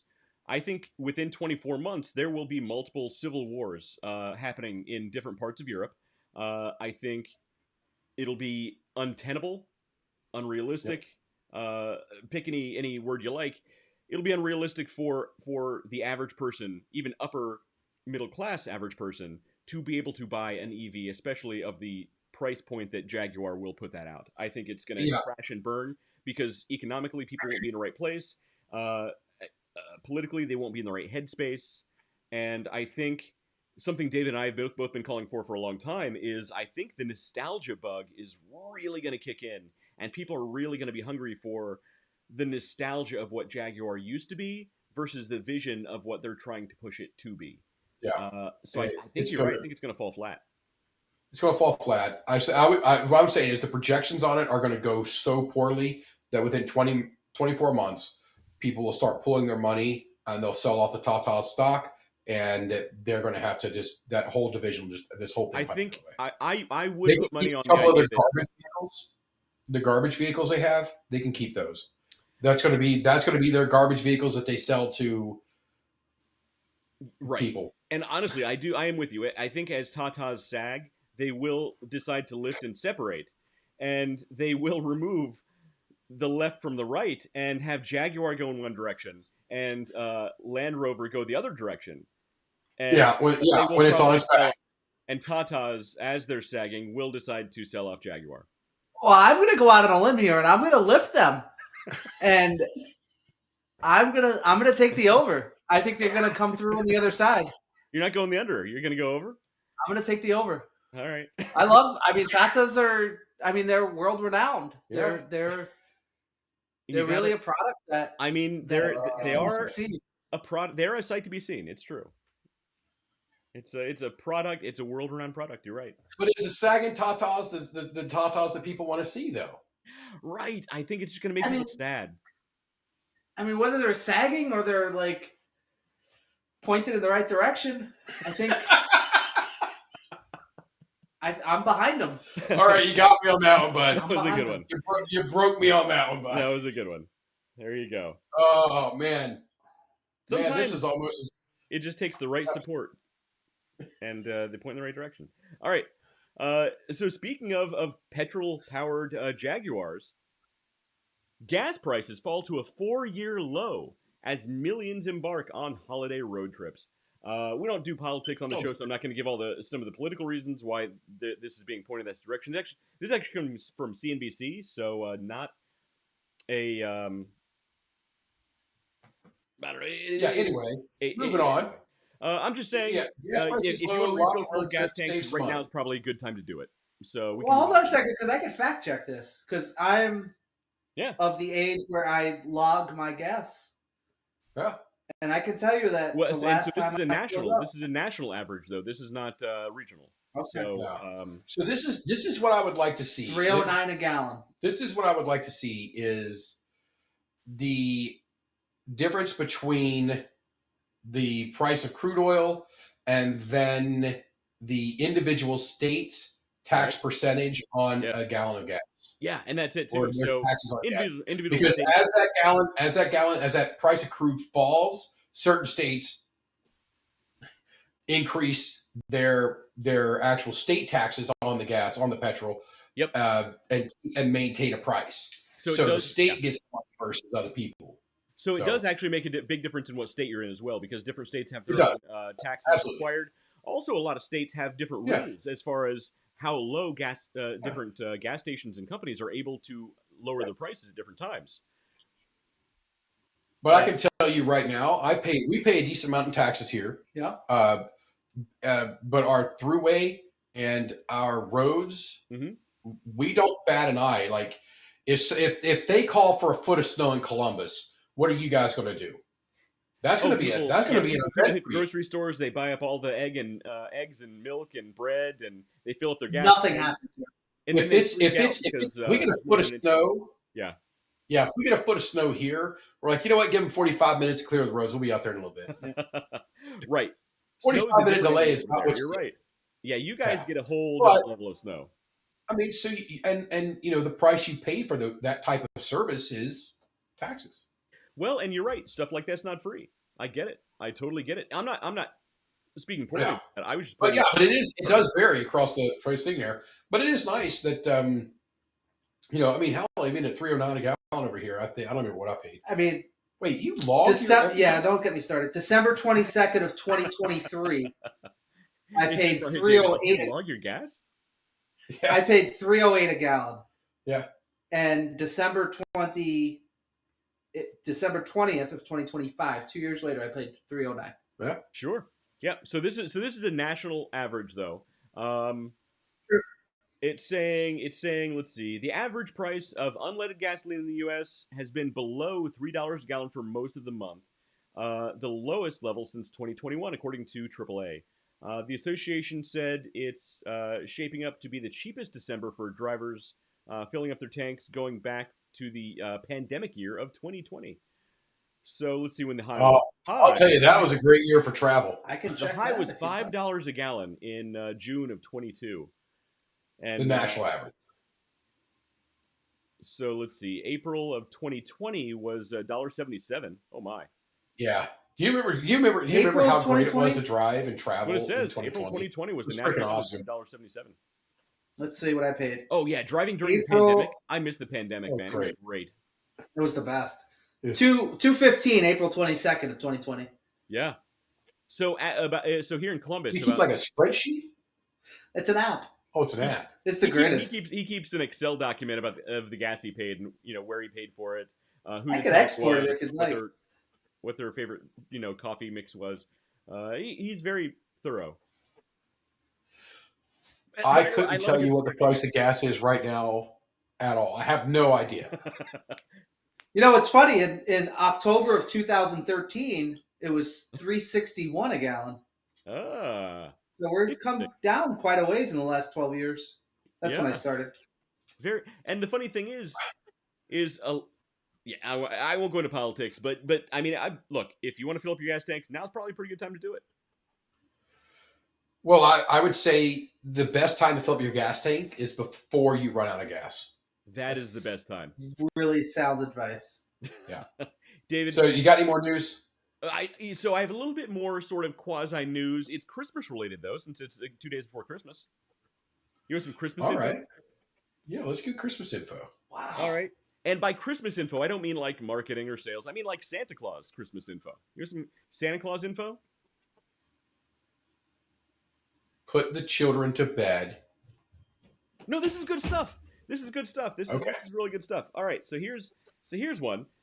Santa's the actual Santa Claus. By the way, Santa Claus was real, children, but he died, and his bones have been leaking since the for the last 1,700 years. His bones have been leaking. So this is a real thing. The real actual bones of Saint Nicholas, the inspiration behind Santa Claus, have been leaking for the last 1,700 years. Apparently, the church where these bones are being stored collects this liquid that they call manna, and they sell it as sort of a catch-all. You get a little hurdy elbow, you can rub some Santa Claus bone juice on it, and you feel better. Make a little nice tea. Is that like $2.89 a gallon, or what do they sell it for? I don't know. So I don't know what they charge. I know they mix it with holy water, and they do sell it for what ails you. But apparently, there's a group of devout monks who go down and collect this bone juice, and they sell it. So, question: People have looked. I got lots. Go ahead. I might have answers. So the inspiration behind Santa Claus. Yes. Not the Coca-Cola. Not the Coca-Cola. Not the Coca-Cola Santa Claus. The real one. Right. Not Santa Claus Classic. The actual Santa Claus. David got it. Not new Santa Claus. Exactly. Not Crystal Santa Claus. That was Pepsi, by the way. It's the real thing. By the way, I love Crystal Pepsi. I wish it would come back. Oh, I want an RC Draft. You ever have RC Draft? No. Oh, it's the best. The best soda. RC Cola thought, hey, we're losing, and they were, and they are. They came out with RC Draft, which was sold in 6-packs in beer bottles. And 12-year-old me thought I was the coolest dude in the world. It was so good. You would pop the top. You would have a pop top. It's so good. RC Draft. Look it up. I'll look for that. But what does Santa Claus have to do with healing people? He's actually Saint Nicholas. He's a real saint. He's the saint of many things. One of them being like lost sailors, traveling, elves. I don't know. He's actually a real saint. He's a Catholic saint. So why do I want? And by the way, we have more Saint Nicholas info after this, and this can inform you about who Saint Nicholas was. And he was really kind of a badass. Santa Claus juice. Santa juice. But how's that going to heal me? It's a miracle. You're not Catholic, are you? I am. You are Catholic. I'm a realist. I'm a realist. It's I understand the concept. Okay. But what makes his leaked bones 'Cause he any was more? it'd be like Well, if you, look, if when you eventually when I collect die doo-wop and somebody sticks my stickers. bones in a crypt somewhere, and if my bones start leaking juice, I fully expect you guys to go down and collect that juice and rub it on all your wounds and heal yourselves because it's a miracle. So Not it. so there have actually been scientists who looked at this and said, where is this liquid coming from? They've done tests on it. Apparently, it's just water, and they believe it's from condensation from the tomb itself that's collecting. There's probably also groundwater that's leaching in, but it's Santa Claus bone juice. You can actually buy this if you go to where the bones happen to be, which is I didn't get the name of the place, but you can buy the juice. All right, so Royal Crown Draft Cola was a premium version of RC Cola launched in 1995. Known for being sweetened with pure cane sugar, not Cane HFCS, sugar. It's all about the cane sugar. syrups, Yeah. using natural flavors like the cola nut, marketed with a beer-like draft imagery, Marketed to appeal kids. to adult males. So they adult males, my corrected ass. that. Adult males being children, yes. It faded in the U.S., but found a niche in place like New Zealand. I should go there. So, can you buy it now? I'm looking at there. Can you buy it? And does it have more than 94% of your daily value of sugar? Let's see here. With Shop NZ, Shop New Zealand, will accept your. It is $12. Shipping will be calculated at checkout. Which means there will be at least $57 of tariffs, yes. You can do this in 4 interest-free payments of $3 I'm gonna need with to Afterpay. just for a bottle of RC Draft. But I don't know that you can do that for the shipping costs. What I think would be better is the thought and the feeling of how good it was versus actually tasting it again. Wait. You mean the nostalgia effect is in full swing, which is something that West and I have been trying to get businesses to capitalize on? Jaguar. We talked about 5.5 years. No. Jaguar. We talked about it. MySpace. We're working on it. Pizza Hut. We're working on it. That's it. Hey, Pizza Hut on check Amazon. I kept it up on my thing there so I can. All right. I can. Apparently, you guys have no interest in buying a 6-pack of Santa. It's a scam. It's an absolute scam. You're not saying the Catholic Church would scam anybody on Christmas, are you? I'm saying this is a scam. You're capitalizing on people's desire to heal themselves with St. Nicholas. It's a joke. Well, okay, we do have some more news about St. Nicholas, and he was actually apparently kind of a badass. You, being Catholic, you may or may not know the story. So, Santa Claus... So there he was with John Wick. And St. Nicholas is actually the one who threw John Wick the pencil. You're not wrong, killed the guy David. with the pencil. David, you're not totally wrong. So, this is a true story, and I told my son this story, and I'm kind of proud of this. So I'm not Catholic, but this story, if there was anything that would make me Catholic, it would be this story. So apparently the real Santa Claus was at the first Council of Nicaea, right? And there was another bishop there who claimed that Jesus was not fully divine. They claimed that he was created, not begotten, right? And the actual St. Nicholas, in the middle of this holy council, walked over to this other bishop, smacked him across the face so hard, he got put into prison. He got put in jail. And the people loved St. Nicholas so much for this, they had to release him. All right, I'm back. Start all the way over again. Exactly. St. Nicholas. True story. Read the headline. It's a headline. It's a headline. So here's the photo they chose. I came to give presents to kids and punch heretics, and I just... Why is he so thin? Why is he so thin? He looks like he does. He looks like a kung fu master from China. Yeah, I don't like because Coca-Cola made him, and that's true. It not only made him fat, probably gave him diabetes. Yeah, the image of Santa Claus that we keep referencing Coca-Cola. The image of Santa Claus that we see and know of today was actually created by Coca-Cola. That's the jolly guy, the big fat guy with the red white suit beard with the white trim. That all came. Yep, that's the all red from the white trim. Coca-Cola. Those are Coca-Cola colors because Coca-Cola invented that version of Santa Claus. for the ads. So what we all look at and what we grew up with for Santa Claus was branding by Coca-Cola. Great job, Coca-Cola. Yeah, before Coca-Cola, he looked like this. They missed an opportunity because they should have put a patch or something on.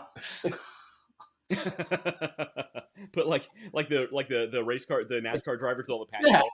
Sell some sponsorship on that guy. I came to give presents to kids and punch heretics in the face, right? And punch heretics. Just ran out of presents. And nice just ran out of presents. Did you ever see? I'm here to chew gum and kick ass, and I'm all out of gum. I came here to chew bubble gum and kick ass, and I'm all out of bubble gum. What movie was that from? Even it was called "They Live" with Rowdy Roddy Piper. Genius movie. Rowdy Roddy Piper was a WWF I know wrestler. who he is. Yeah. I don't really know him from the movie space as much as I do the kilt wearing. And you shouldn't. You should not. It was like the only movie. Hacksaw Jim Duggan, yeah. Hacksaw Jim Duggan. Where was the big boss man from? Cobb oh. County, Georgia. Okay. There you go. Okay. It's in his theme song. What's that? It's in his theme song. Oh, is it? Yeah. Wow, you were a wrestling fan. I didn't know that. I did not know that about him either. I can tell you that he also has the, hey, I'm old and have the achy joints, because when we went to Metallica concerts, I'm like, hey, there's floor seats available right now. I can click buy them right now. He goes, wait a minute, floor seats? There's no seats, right? I'm like, wait, no, it's a standing room. Reminder, we were in the literal last row of the carrier dome. Yes. Like, our back was to the outside. Was the electrical cabinets. So you needed like binoculars. And these seats were maybe $50, like not cost prohibitive. And so I'm like, hey, I'll drop $600 right now, and we can be on the floor. And he goes, where there's no seats, and we got to stand the whole concert. It's like, I'm good. To be fair, we walked in to Suicidal Tendencies playing, which unless you're prepared, that sounds kind of awesome. That actually sounds awesome. Unless you're prepared and actually like that style of music, walking into Suicidal Tendencies playing, it's a little abusive. And by a little, I mean a lot. Right. You gotta prepare yourself mentally, especially if you're an old guy. So there was actually no seats behind us, but we ended up having people set behind us. Mm-hmm. They just kept coming up because this was like this little nook. Yeah, because they wanted our space. And that was the greatest space there was. And then a couple of guys, they kind of got into a bit of a fight. One chicken shit ran off to get security. And he had toilet paper. He snuck into the bathroom, had toilet paper wrapped up and stuffed in his ears. I remember that guy. Yeah, he had toilet paper stuffed in his ears. And we're miles back. Oh, right? You could have been literally the last row. Like, how... You didn't. Why are you? But anyway, if you have toilet paper stuffed in your ears because it's too loud. Hey, hearing protection is very important. Anyway, Santa Claus he runs off that guy across the face. Yeah, he's a heretic. And Santa Claus was all out of bubblegum. Oh, all out of presents. But by the time this guy gets back, these two guys that were in a fight are now drunk as hell, best buds back there singing. And so security came up, and then all of a sudden, yeah, exactly. And then so security actually escorted, I think, at least one of them out. I think both of them ended up leaving. But this guy that was up there with these two girls were like, "Can you help out?" I'm like, "I ain't doing shit, man. Drunk people at a concert. This happens." If I hear somebody go, and then they do that for a long time because, again, we were at the very top of the dome. No, you don't help. You enjoy the show. You're there for the show. Yeah, I'm there for the show. Yes, that's the show. I was ready to throw down. I was. I felt like this was my opportunity. Look, no offense. Yeah, you are as prepared for a fight as I am on any given day. I'll never forget. We were at a soccer game one time, and Jeff was with us. Soccer parents are dicks and insane. Yeah. Well, I was both this day. And my daughter gets absolutely laid out. And David knows she's this. A goalie, first of all. No, she was in the field this time. But yeah. That's all right. No, but like, because she got laid out right in front of us.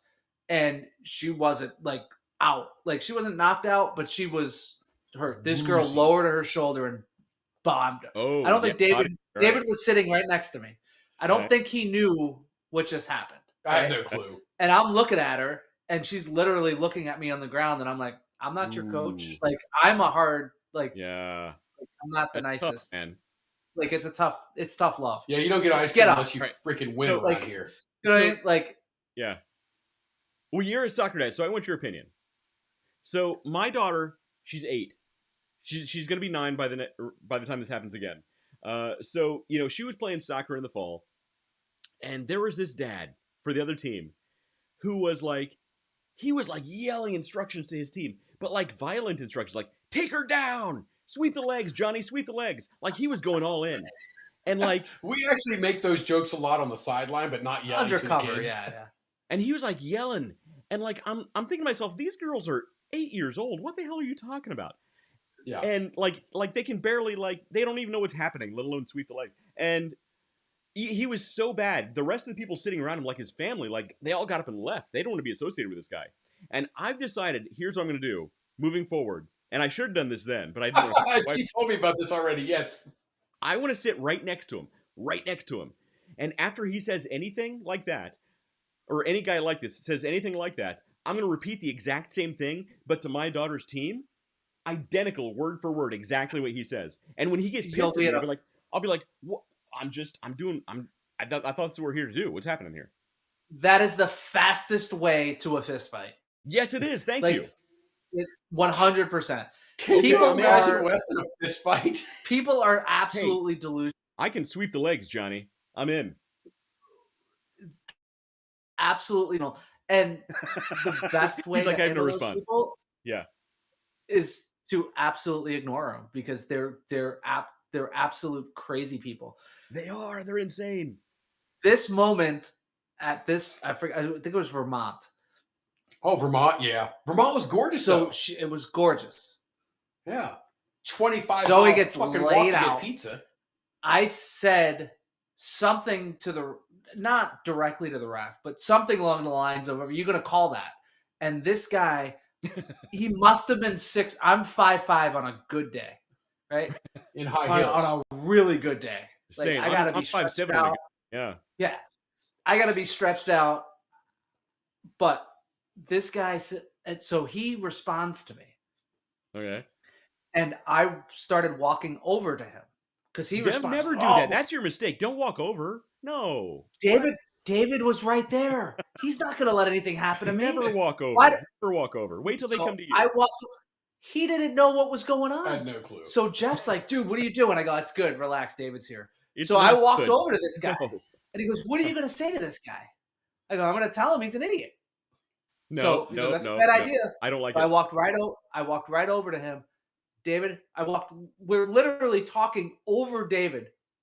No. No idea. But he did say at the end of it, if the guy knocked you out, I would have taken care of him. I said, so that was if he'd have nice. drawn back, if I'd have actually noticed what was happening, it would have ended very quickly. But completely All right. But I was So- oblivious. so- oblivious here's- to what was going on. All right. So here's my general rule for myself. I'm not saying should be for anyone else. Don't rely on anyone else to protect you in a situation. But if they happen to be there and protect you on their own accord, that's fine. But don't expect it. Oh my gosh! Never walk over to a dude. Now, No, if a I dude walked walks over. to What's he you- gonna do? he might have What's he gotten a gonna do? quick jab in the mouth, but that would have been where it ended. That for would have him. been Look, the end of it. And Now, that would have if a been guy worth walks it for over- me. If a guy walks to you and says he's going to rip your head off your shoulders and shit down the hole, then, and if David jumps up of his own accord, that's great. But don't No. walk over to the This is- guy. this- Don't walk over this to has him. happened. No. Don't talk smack. Sorry. I'm going to call you out on it. I don't care if I'm 5'5". Yeah. I got big friends. Fair. All right. Fair That's enough. why I got a big mouth. Fair enough. Yeah, and when they're paying attention, they can be absolute badass. So I told David, we're going to need a code word next time. I don't just stand think on I his have a upside. big mouth, but apparently sometimes I do. But I don't walk up to a dude. Nah, I walk up to him. Operation Kill Those Two Women. Tippy toe, tippy toe. Okay, I don't know what that means, David. I don't know Okay, if I want so this is. I actually have to clarify. We need some clarity here. It is hilarious. It is absolutely hilarious. Okay, so have you guys ever watched? There's this guy that does these videos about really good paintings from like the Renaissance. Bob Ross? No, Bob from the Ross. Renaissance, and just amazing paintings.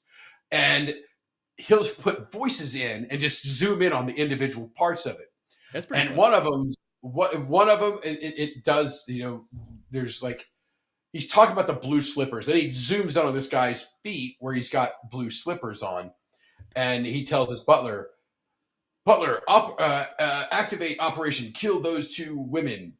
And there's another person there that the voice goes to is like, whatever does it mean? So it is just a thing. I share them all the time on Facebook. Okay, so if you follow me, you should. First of all, I'm hilarious. B, you will get get angry because a lot of stuff I do post and share sometimes is I shouldn't. But these things are gold. And I will all the other stuff and find this. I will get right.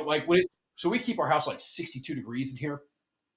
And sometimes I get cold in the middle of summer. You have it at 62 degrees. Like when you want it to be warm, you keep it at 62 degrees, David. Yeah. No, it gets in here. So this summer, older, I don't think you hit 62. No, there was frost on my beard the last your house, David. There were days this summer you might have been at 82. Yeah, there were. Yeah, when the AC died. Well, when the AC breaks, then you're. Yeah. I had Noah run out and buy air conditioners for the 3 bedrooms. Like we can't live like that, and they were just barely making it able to sleep, butt naked with nothing but a sheet. Luckily, what's his name?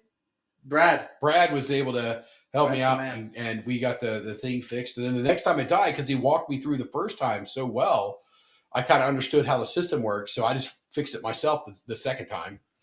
I fixed my AC twice. Anyway, go ahead. Sorry.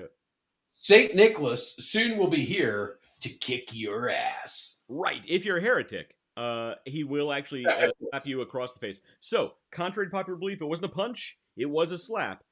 And some historians say it was a corrective slap. I like to believe it was a complete full-on bitch slap, because Santa Claus is, in fact, a badass. And this proves it.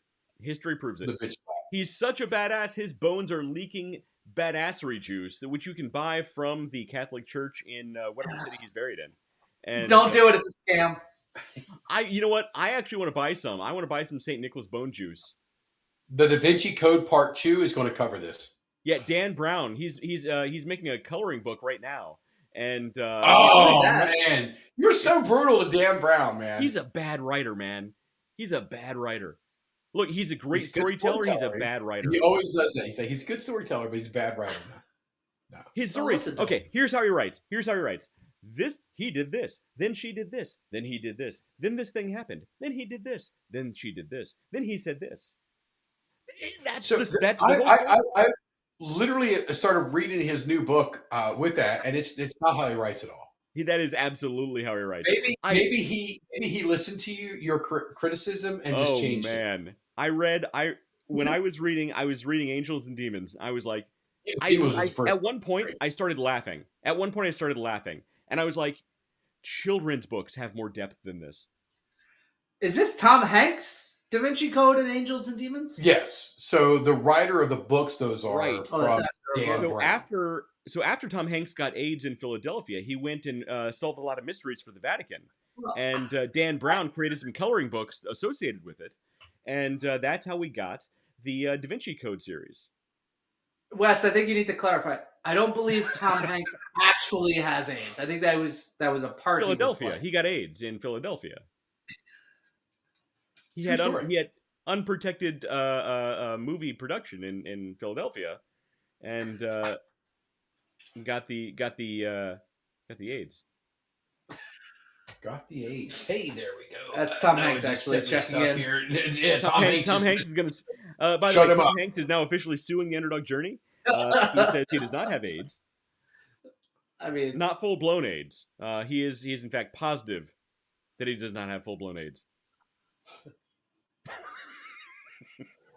It's only a matter of time. Can't we go back to Santa Claus? All right. Santa All right. Claus. This is Santa Claus. ruined Santa Claus for me. And Kicking behave. ass and taking names. I like the bitch slap. What about the elf? Are we done with the elf? Which elf? The one you're doing the blow off of? Oh, The magic snow. I'm you know what I sorry. should have pulled? No, you know what I should have pulled? There is a there's an Instagram account. Whoa. No, you know what I should have pulled? Full on pulled. Whoa. Don't say it again. Don't say it again. Should have full on pulled right here on the on the internets. There is an Instagram account. There's an Instagram account that's making that took used AI to do Elf, but replaced the Elf with Darth Maul and his dad with Palpatine, and it's the funniest thing you've ever seen in your life. Tell me you've seen Star Wars. The movie? The novelization. No, the novelization. No. There is literally no better response in the world to that question than what you just did. Tell me you've seen Star Wars. The movie? The movie. No. Oh, I might have saw the first one when I was a kid. The one with the gold robot? Hey, by the way, David, I've been saving this for you. You told me to save this for you like a year ago. I still have it. I find your lack of hops disturbing. I've saved this can for you. I've saved it for like a year. It's still yours. Yeah. Does it have beer in it? It does. It's unopened. You should drink that beer right now. This is yours. I've been saving it for you. This is from Taft's Brewing, and I can't believe that they didn't get sued by Disney. But I find your lack of hops disturbing. Is it a hoppy beer or is it a malt beer? I mean, lack of hops tells Lack me it's of hops? more of a malt. That's what I would assume. It's melt the enamel off your teeth hoppy. IPA. Okay. It's IPA. Yeah, it's an IPA. So it was like it's like that. drinking. It's like the salt and pepper. Have you ever seen the guy, the engineer, who his girlfriend gave him salt and pepper shakers that said, "I am your salt," or "I am the salt to your pepper"? And he's like, I don't know which one of these is which. I don't know where to put the salt. He says, I am the salt, or you are the salt to my pepper. So, Am I the pepper? This one says you are the salt, which says this is you're not the salt to my pepper. And this says it is the pepper. Like you are the salt. So it's saying I'm not the salt because you're the salt. But over here says I am the pepper. And he's just going through. It's like, I don't know how to, am I overthinking this? Do I just put the salt in this one because it says salt and the pepper in this one because it says pepper? But I relate to that guy's post so deeply. You know what I relate to? Look at the top. More holes, pepper. Is pepper, And less sorry. holes is salt. Yes. Wait, And so which it's one's the Start dude? with the seal. Is the dude the one with the more holes or the less holes? I assume the less holes, right? I don't know how to answer that I question. mean, So, The there's a dude has video that's like, less don't forget, holes. son, a woman has 10 holes, but she can only get pregnant in one. And then, 20 seconds into it, it's like, you're still counting, aren't you? I'm counting right now. I don't think this is a conversation we need to have with a saint and or Santa Claus up on the screen with us right now. I get rid of him. Well, does the belly button count? Because I'm running out of holes. Does it have Are to we go all gonna the way clip through? that? We're clipping that. We're saving that audio clip. I mean, where do you get 10 from? I'll tell you. Are we Are gonna? you counting eyes? Of course. All right, we're gonna. Oh, Wes got really quiet. Let's do this count after the show. Don't look at me and count. We'll do the Not gonna count be after ready the back, show. am I?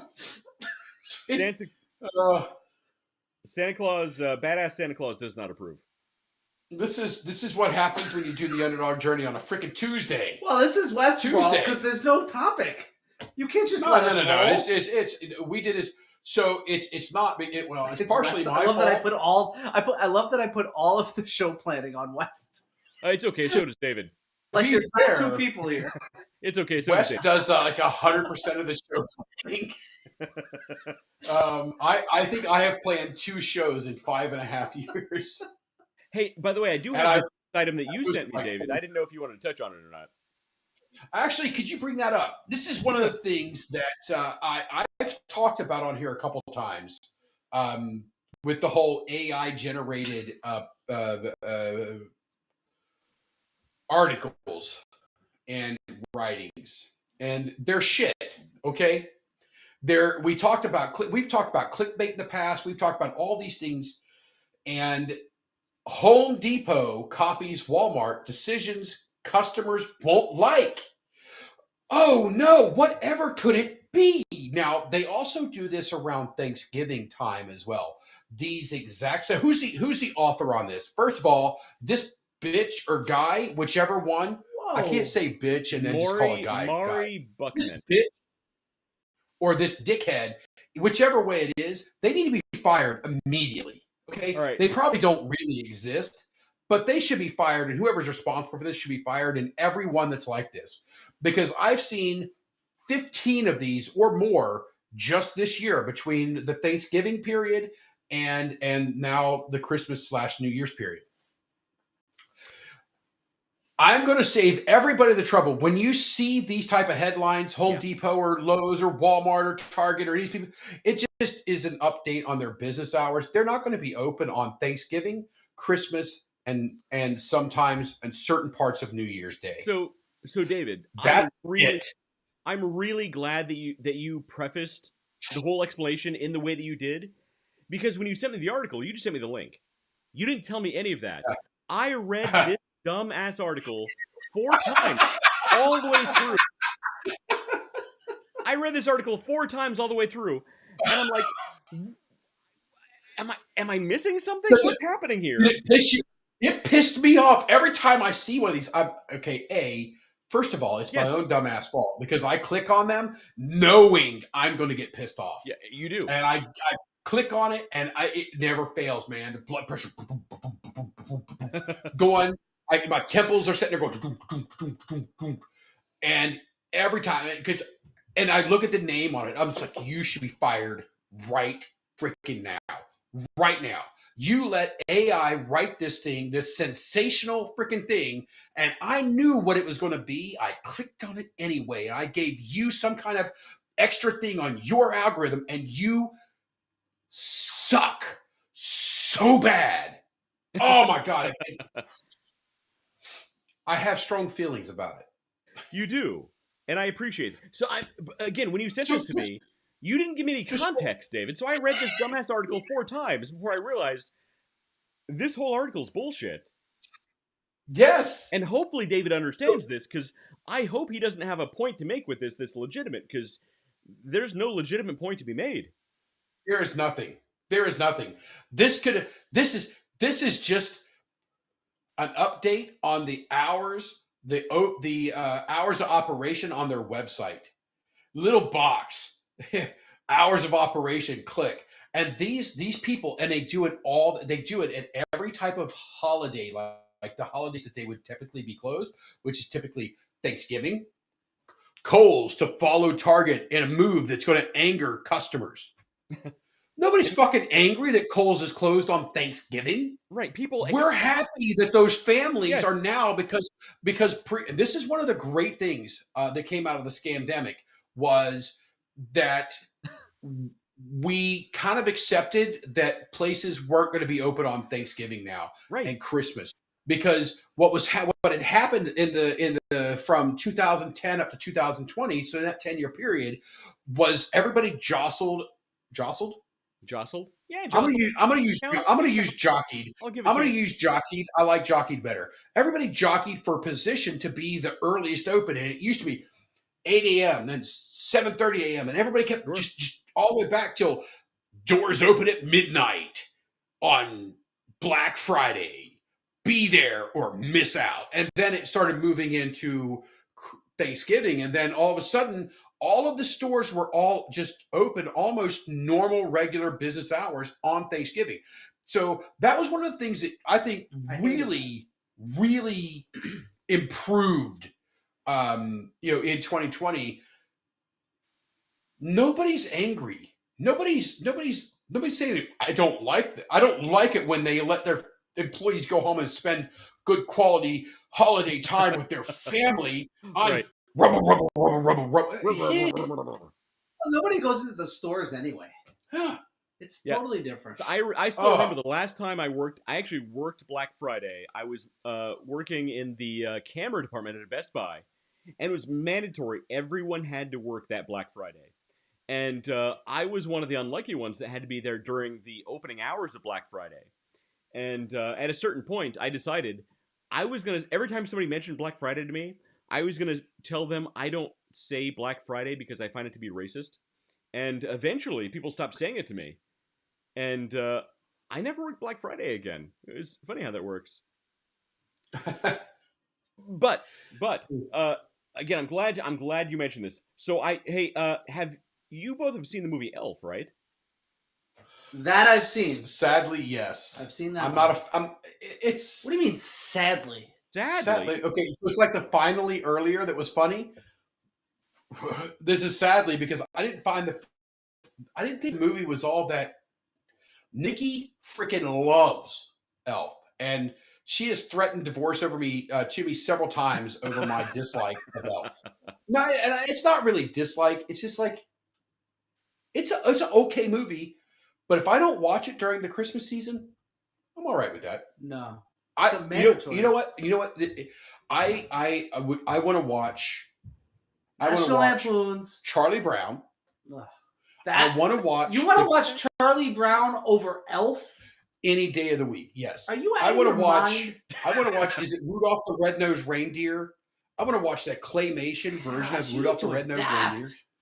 I want to watch the Pluto's Christmas with the chipmunks in the tree. Nah, fuck that. Disney can go suck themselves. Mickey's Once Upon a Time and Mickey's Twice Upon a Christmas. Those two. That's what I want to watch. And the sing-along, I have a DVD around here somewhere of the Disney Christmas Carol sing-along. Love it. Absolutely love it. Those are Christmas to me. Elf is, Elf, all right. Elf, I got to admit, I don't like to admit it, but I really love Elf, actually more than I like any of those classics. Thank you. But I'll tell you. Okay, so now... if they made this into a full-length film, I would watch this whole thing over and over again. Okay, before you hit play, he's been extremely patient waiting on me to shut up about how much I don't like Elf. Hey, Dave. Have at it. You're allowed to not like Elf. It's your show. David, we've all been extremely patient with you the entire time. Waiting on me to shut up. I mean, you could be wrong. Elf is an amazing movie. Elf, Home Alone, National Lampoon's Die Hard. Die Hard is a great Christmas movie. Here's another one people forget is Christmas. That's my Christmas Eve movies. Here's another one people forget. Gremlins.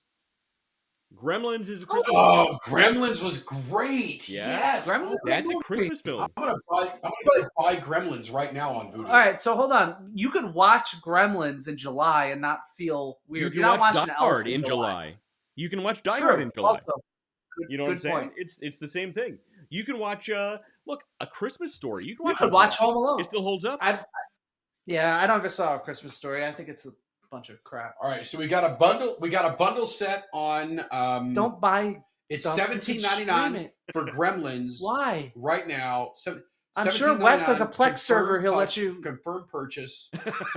You overrate my interest in watching the Gremlins, but I do want to watch the Gremlins again because it's great. It's Gremlins 1 and Gremlins 2. No, don't. Look, 2 was. I would recommend not. 1 was great. 2 was underrated. And here's what we're going to do. After this, by the way, you'll both be pleased. I'm going to play both films in full. We're going to watch them both. And we all have to watch them the entire way through. Just so you know. Okay. So get a comfy seat. We're going to watch Gremlins. I'm comfortable. I got blankets. I got pillows. This is a great setup for me. He actually has a pretty... That couch is pretty comfortable, isn't it? I like the couch. Ridiculous. All right. I've confirmed purchase. I've got it right here. Boom, bad idea. $17.99. It's $18. You're going to regret it. I'm never going to regret it. You could go out there and click Gremlins and watch it for nothing. I can watch it for nothing possibly right now.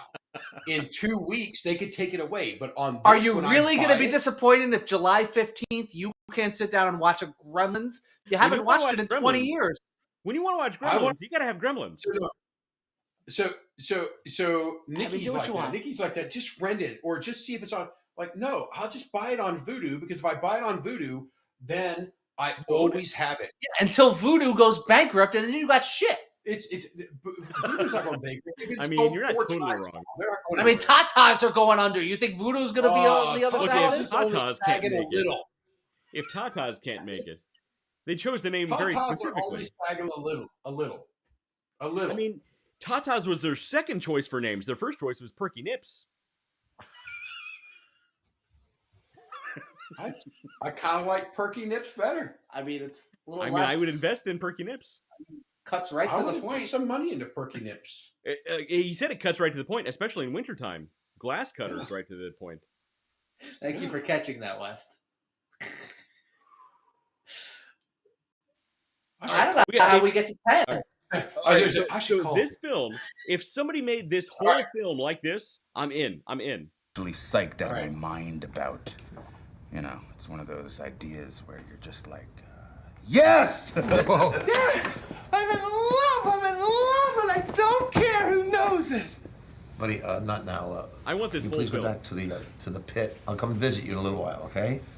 I didn't know you had elves working here. The AI's are actually really good on this. Boy, you're hilarious, my friend. Does Santa know that you left the workshop? We're all laughing our heads off. Did you have to borrow a reindeer to get down here? Buddy, go back to the basement. Hey, Jackweed, I get more action in a week than you've had your entire life. I've got houses in LA, Paris, and Vail. Oh. Each one of them with a 70-inch plasma screen. So I suggest you wipe that stupid smile off your face before I come over there and smack it off. You feeling strong, my friend? Call me Elf one more time. I love it. I'd watch this whole film. He's an angry elf. Look at you! I got one idea. that Tell I'm me you wouldn't watch that whole psyched thing out over of and my over again. Mind about. I can't pause it. There you go. Yeah. To be fair, I've never seen that before. Elf? Well, no, I have seen Elf. Sadly, That's not the guy sadly. from Star Wars. Yeah, that's Peter Dinklage, right? Yes, Peter Dinklage. Look at this. The AI All right, is so good. let's get it over with. I walked all day and night to find you. I want the You whole look like you movie came like from the this. North Pole. Exactly where I came from. Disney should buy this immediately. Santa must have called you. Oh, yeah, sure. He just got off the cell phone with me. You did? So, go on. Go on with what? Well, are you going to sing a song or something, or can I just go back to work? A song? If you watched all the Star Wars films, not just the books, Yeah. this would make a lot more sense. Anything for you, Dad. That's Darth Maul. That's Darth Sidious. I'm here with my dad, and we never met, and he wants me to sing him a song. And I was adopted, but you didn't know I was born. So I'm here now. I found you, Daddy. And guess what? I love you. I love you. I love you. All right, this is the proper use of AI. Out of all the things humans have developed in all of human history, this is the proper use of AI. This is it. This is the peak, the pinnacle of human development. It's this and Santa Claus's leaky bones. This is it.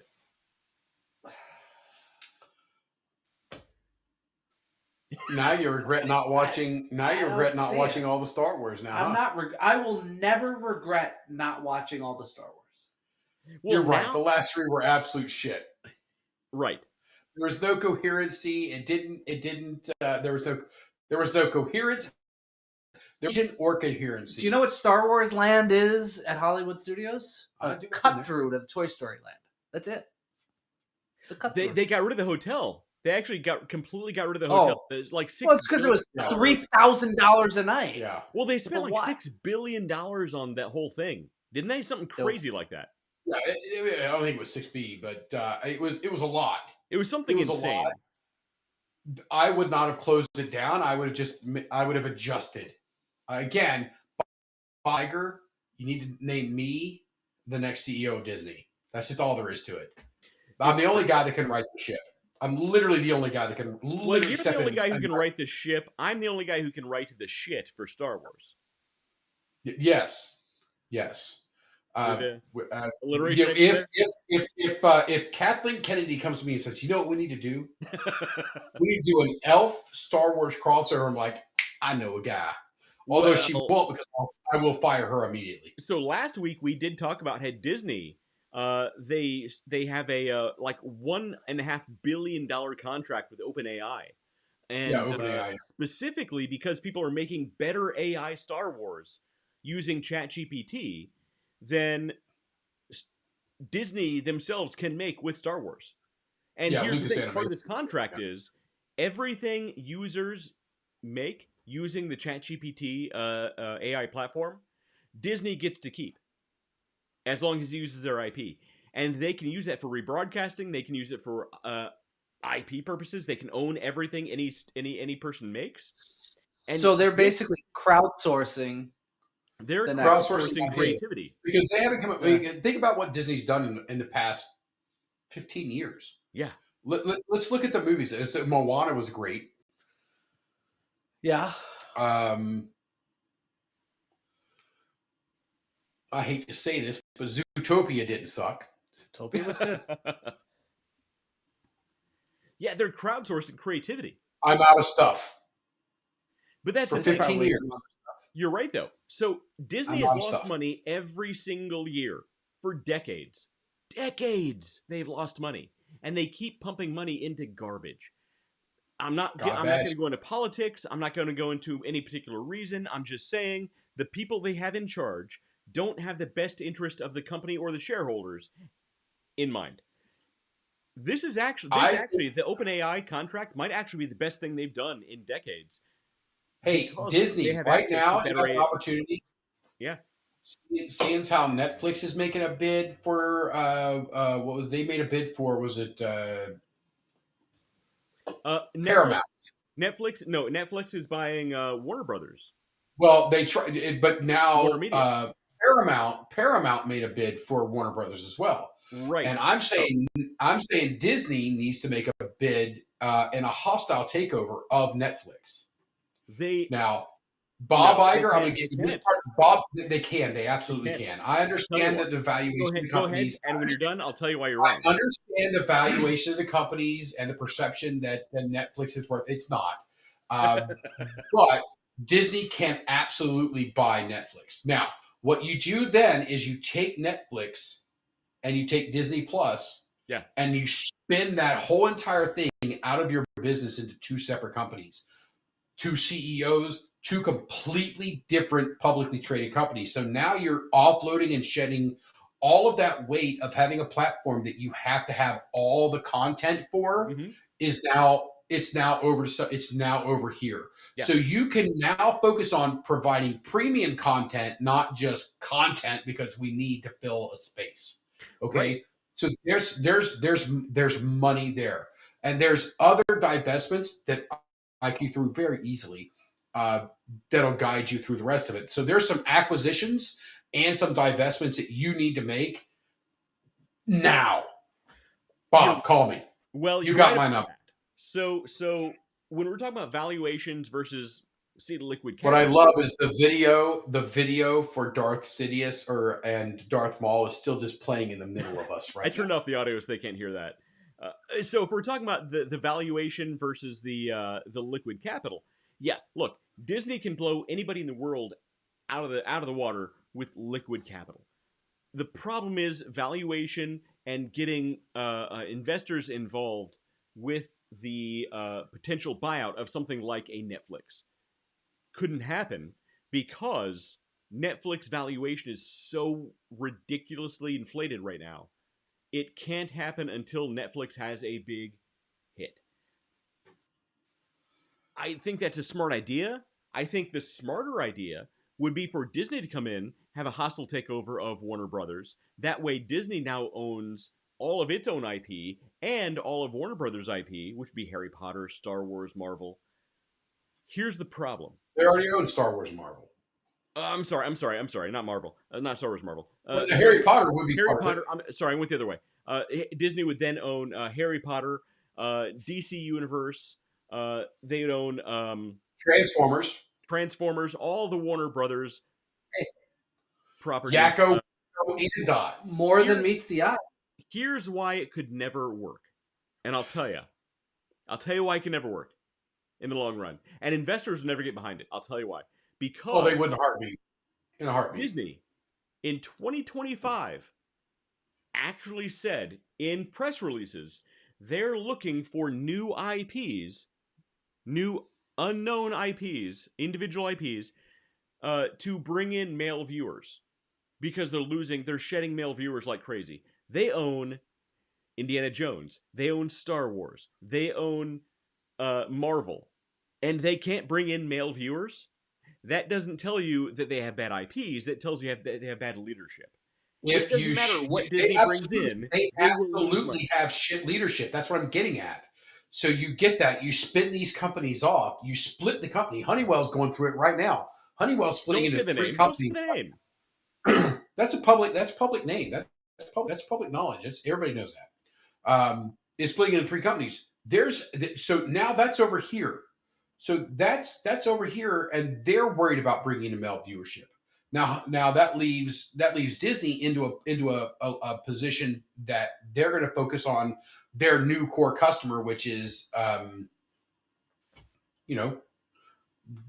Disney fanatics. It's him.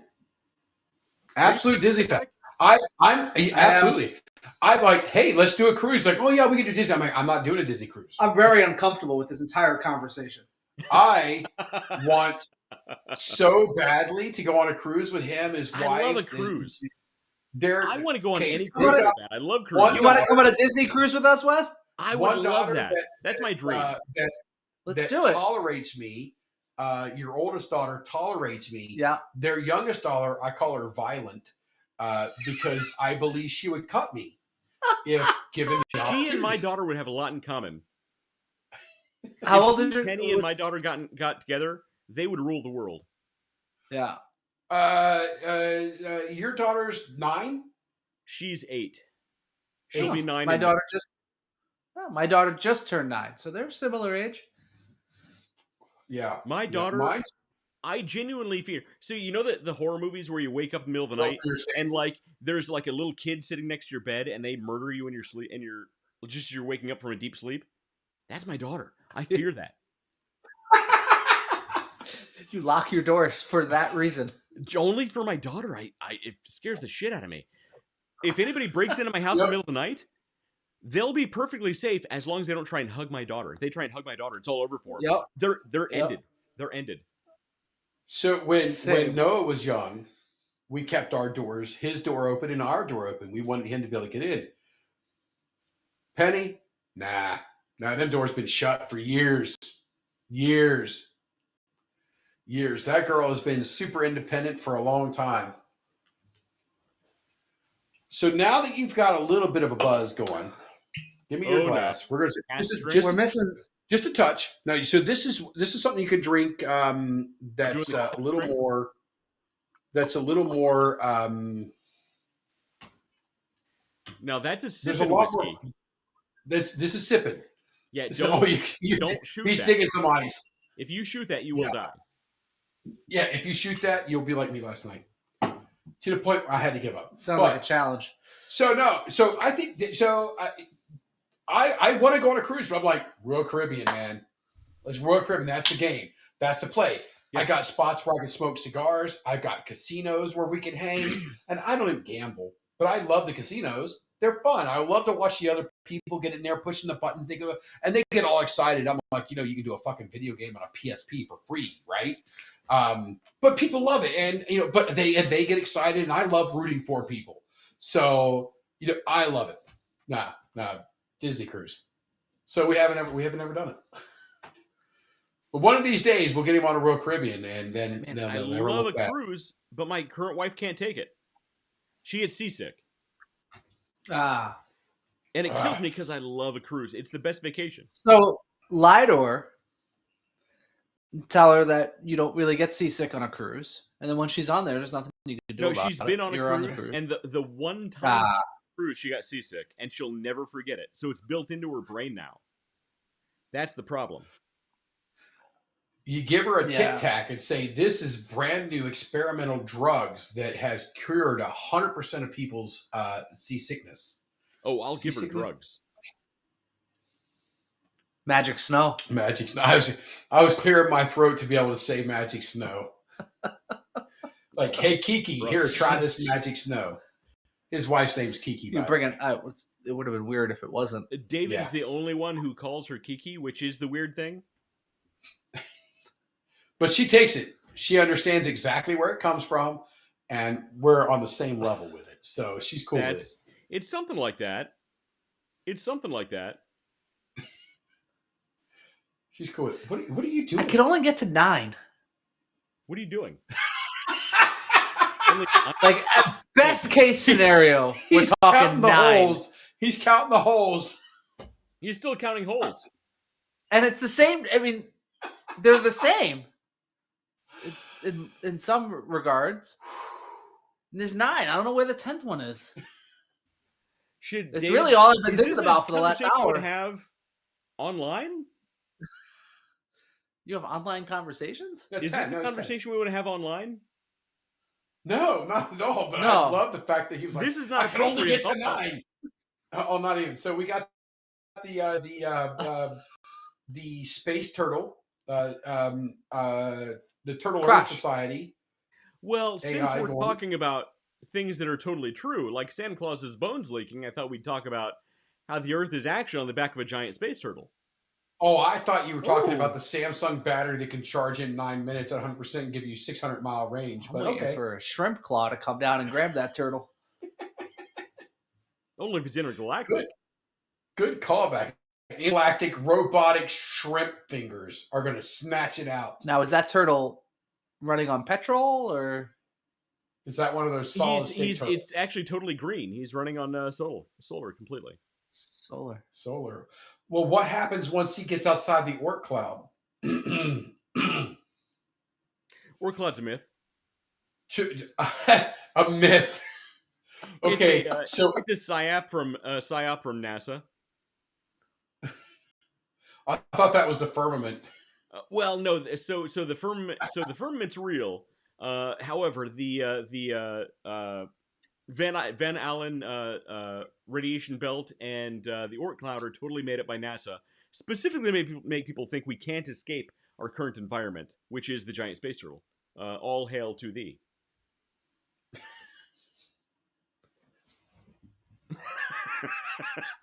At this point, he's wishing he didn't join in the show. No, this is stuff that dreams are made of, bud. I think there's actually audio on these. So I watched a video earlier of a guy who was stationed somewhere outside of the Great Ice Wall of the ice wall. Oh, he's outside of the ice wall. Oh, he's on the outside of the ice wall. That's amazing. Yeah, and talking about the humanoids and things. Mm-hmm. I'm like, are you kidding me? He's on the outside of the ice wall? Outside of the ice wall. That's amazing. Once you're on the outside of the ice wall, it's all over. The good news is, thankfully, I have photographs from the outside of the ice wall. Mike's over here looking at it. It's like, the hell are you guys talking about? Look, I have photographs from the outside of the ice wall. It's going to blow your mind. There, it's a big turtle. It's a big turtle right there. Big ass turtle. Big turtle. You know, that's on Instagram. Is that Instagram? Yeah. So, by the way, if you're not a member of the Turtle Earth Society, don't say when you're drunk. It'll blow your mind.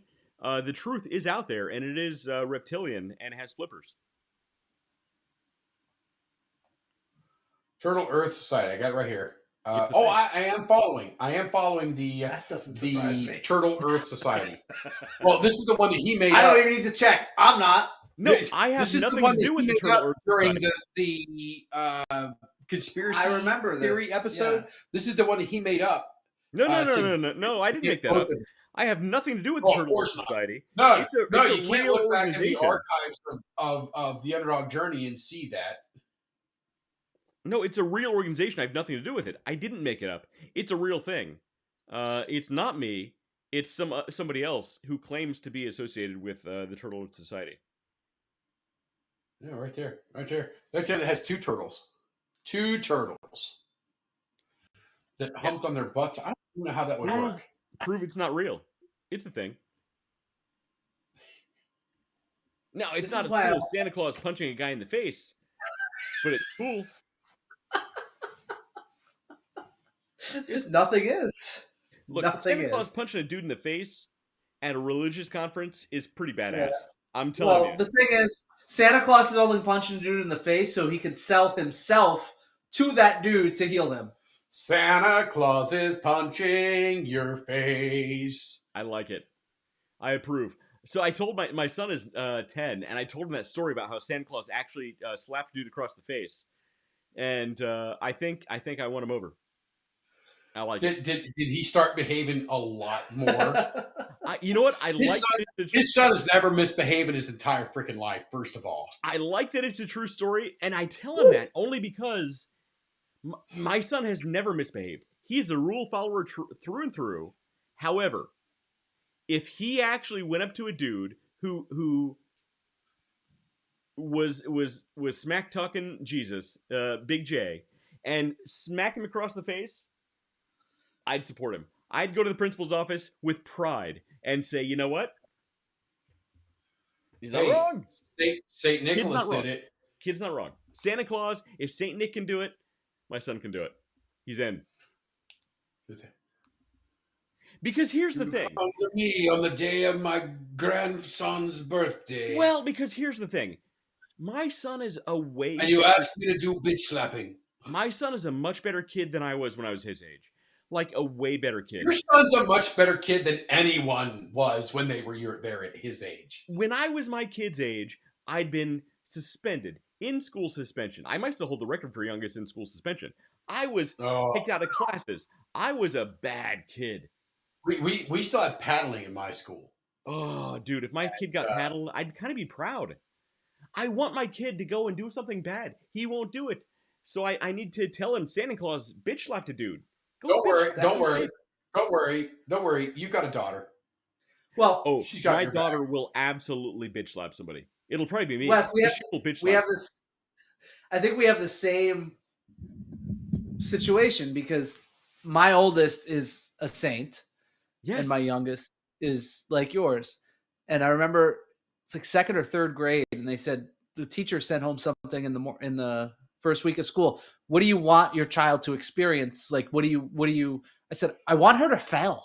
I want her to do something wrong. I want her to experience that Make a now. bad choice. Yeah. Because the longer it goes, the harder it's going to be for her to accept when she's in the wrong, right? Right. Make bad choices, man. Go and learn and do something bad. The farther you fall. James Hetfield from Metallica, by the way, ladies and gentlemen. Hence the Iron Cross. It's looking good. Iron Maiden. So those lyrics are from the song called "The House That Jack Built" off of the Load album. I think it was 1994, 95. Everything after the Black Album, I don't know, man. If I were St. Nicholas right now, I would bitch slap you. I don't know, man. James Hetfield cut his hair. James Hetfield cut his hair. It's not the same. It's like Samson. Uh-oh, what's happening? Is he pulling out a weapon? We're losing power. We need that solid state He's battery. Pulling out a weapon. What's happening here? It's just the charger. All right. I genuinely thought that he was pulling out like a mace or something. No, I actually meant to do this earlier, like when I should have done this. That's pretty impressive. You got a couple hours out of that battery. Yeah, there we go. And we're back. 9 minutes, Wes. We'll be at full power. 9 minutes. My battery will not even last that long. Luckily, David's using one of those Samsung solid-state batteries. Luckily, David knows how to cycle his batteries properly, so the lifespan on his batteries work much better than most people's. Oh, yeah. Speaking of which, I need to have a conversation with you afterwards for CES purposes. Yes, CES. You will talk to me about CES. I will speak to you about CES. So anyway, Santa Claus, badass. whether you're Catholic or not, I approve. Solid state batteries, still quite a ways to go. Samsung, Yeah. be damned. It's So we've talked about this with multiple times where you've brought up energy sources where people say, "Hey, we were able to do this and get some voltage or get some kind of readings," and fresh hot sand in your that's house. true. Yeah. Yeah, fresh hot sand was not one of them.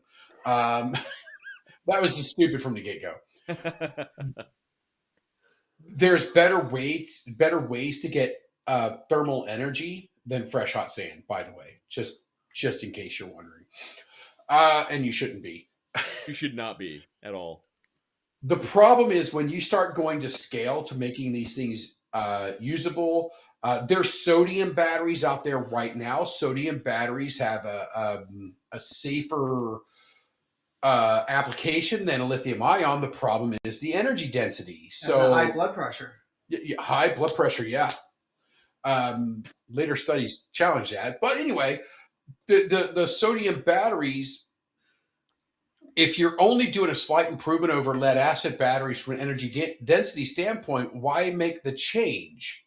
It's not really worth it to make the change to a sodium battery. Right. Economically, it's not viable.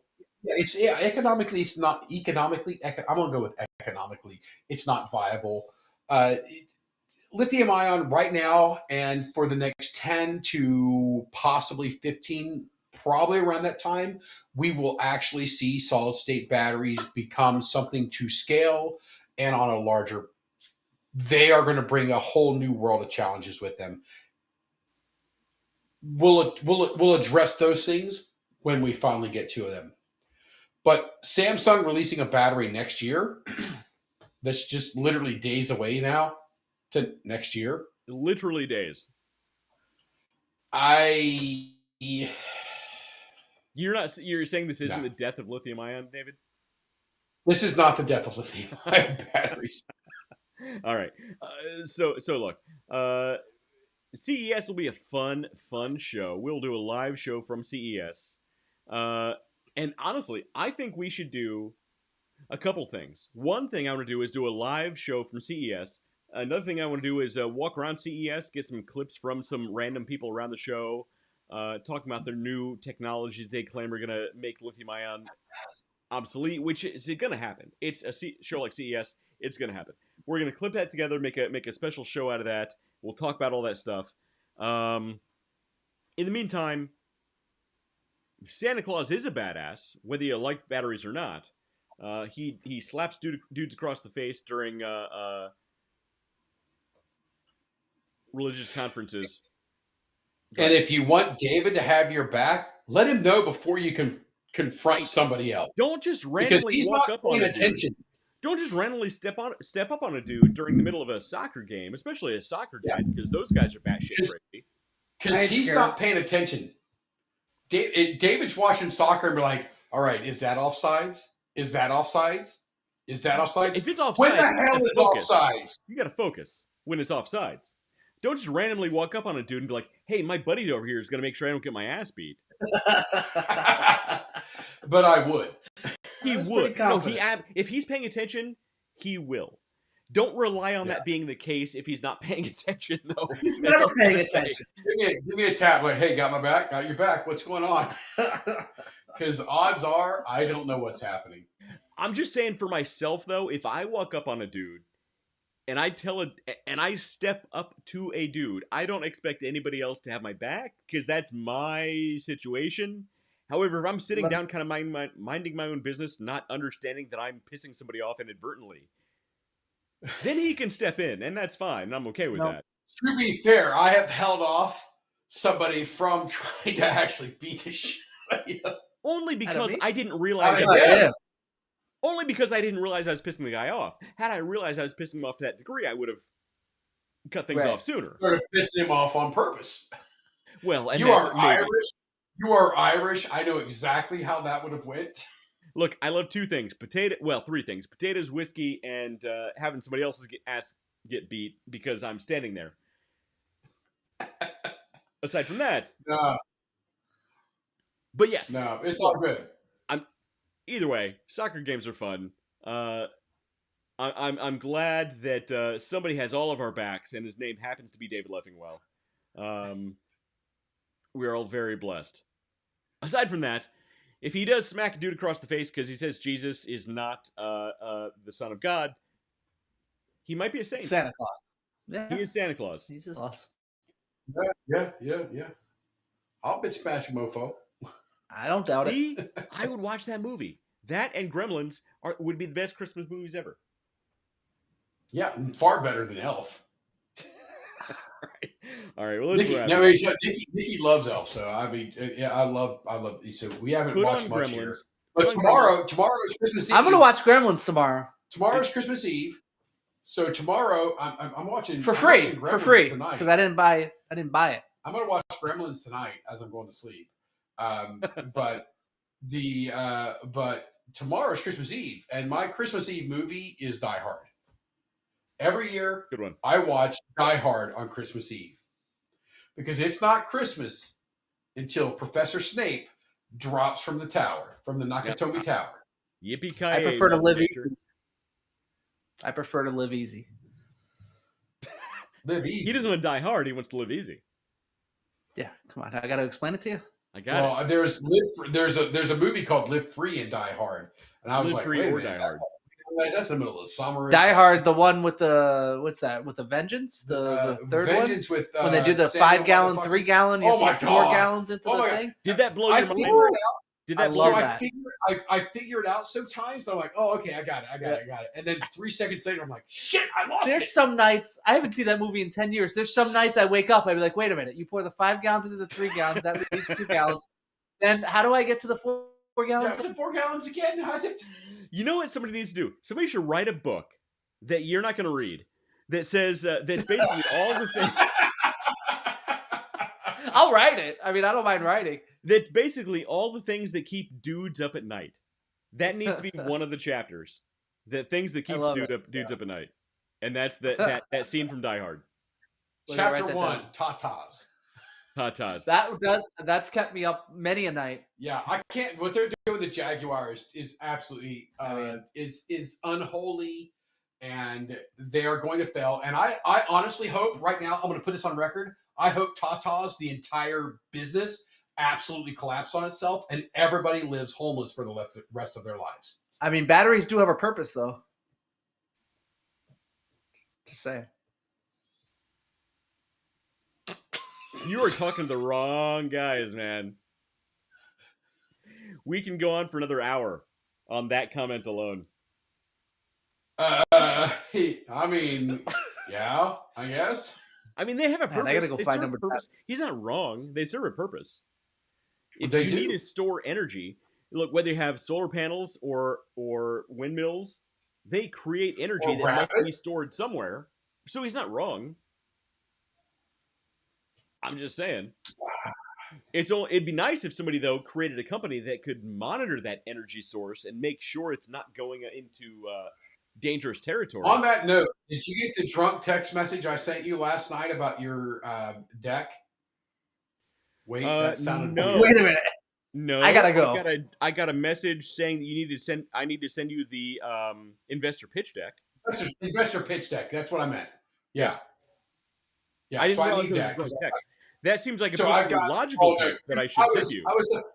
I was 350 milliliters of freaking Blanton's in, dude. That was What? a drunk text. That's the A least normal I've text. heard. I need to send you that. Yes. So I am a stickler for proper grammar. Even when I'm drunk, I'll set and delete. Boom, boom, boom, boom, boom, boom. There's only one person on this planet, and they're not on this call, that I just like, boom, boom, boom, boom. Oh shit, I fucked that up. Delete and go back and then text it again. And they're not watching right now, so everybody else, I'm like, and I'm looking at it. I'm like, no, that's not correct. Commas, apostrophes, question marks, everything, ampersand, everything. Anything that's supposed to be there will be there. You know what they need to do? They need an AI platform built into text messaging that looks at your texts, understands that you're probably drunk, and corrects the context. Not just autocorrect, not just changing a single word if it's misspelled. Understand the context and saying, okay, they probably meant this because they're drunk off their ass. Or automatically, even I'm gonna go further. The AI built in, and first of all, I'm gonna steal the microphone for just a moment here. Sure. Not every single thing in every effing business in all of the effing world needs to be ran with AI. David, we're going to be at CES in 2 weeks. Apparently, everything must be run by AI. I'd like to also say something since we're talking about text messaging and autocorrect. I never will utter the phrase ducking. Okay? I don't know what that means.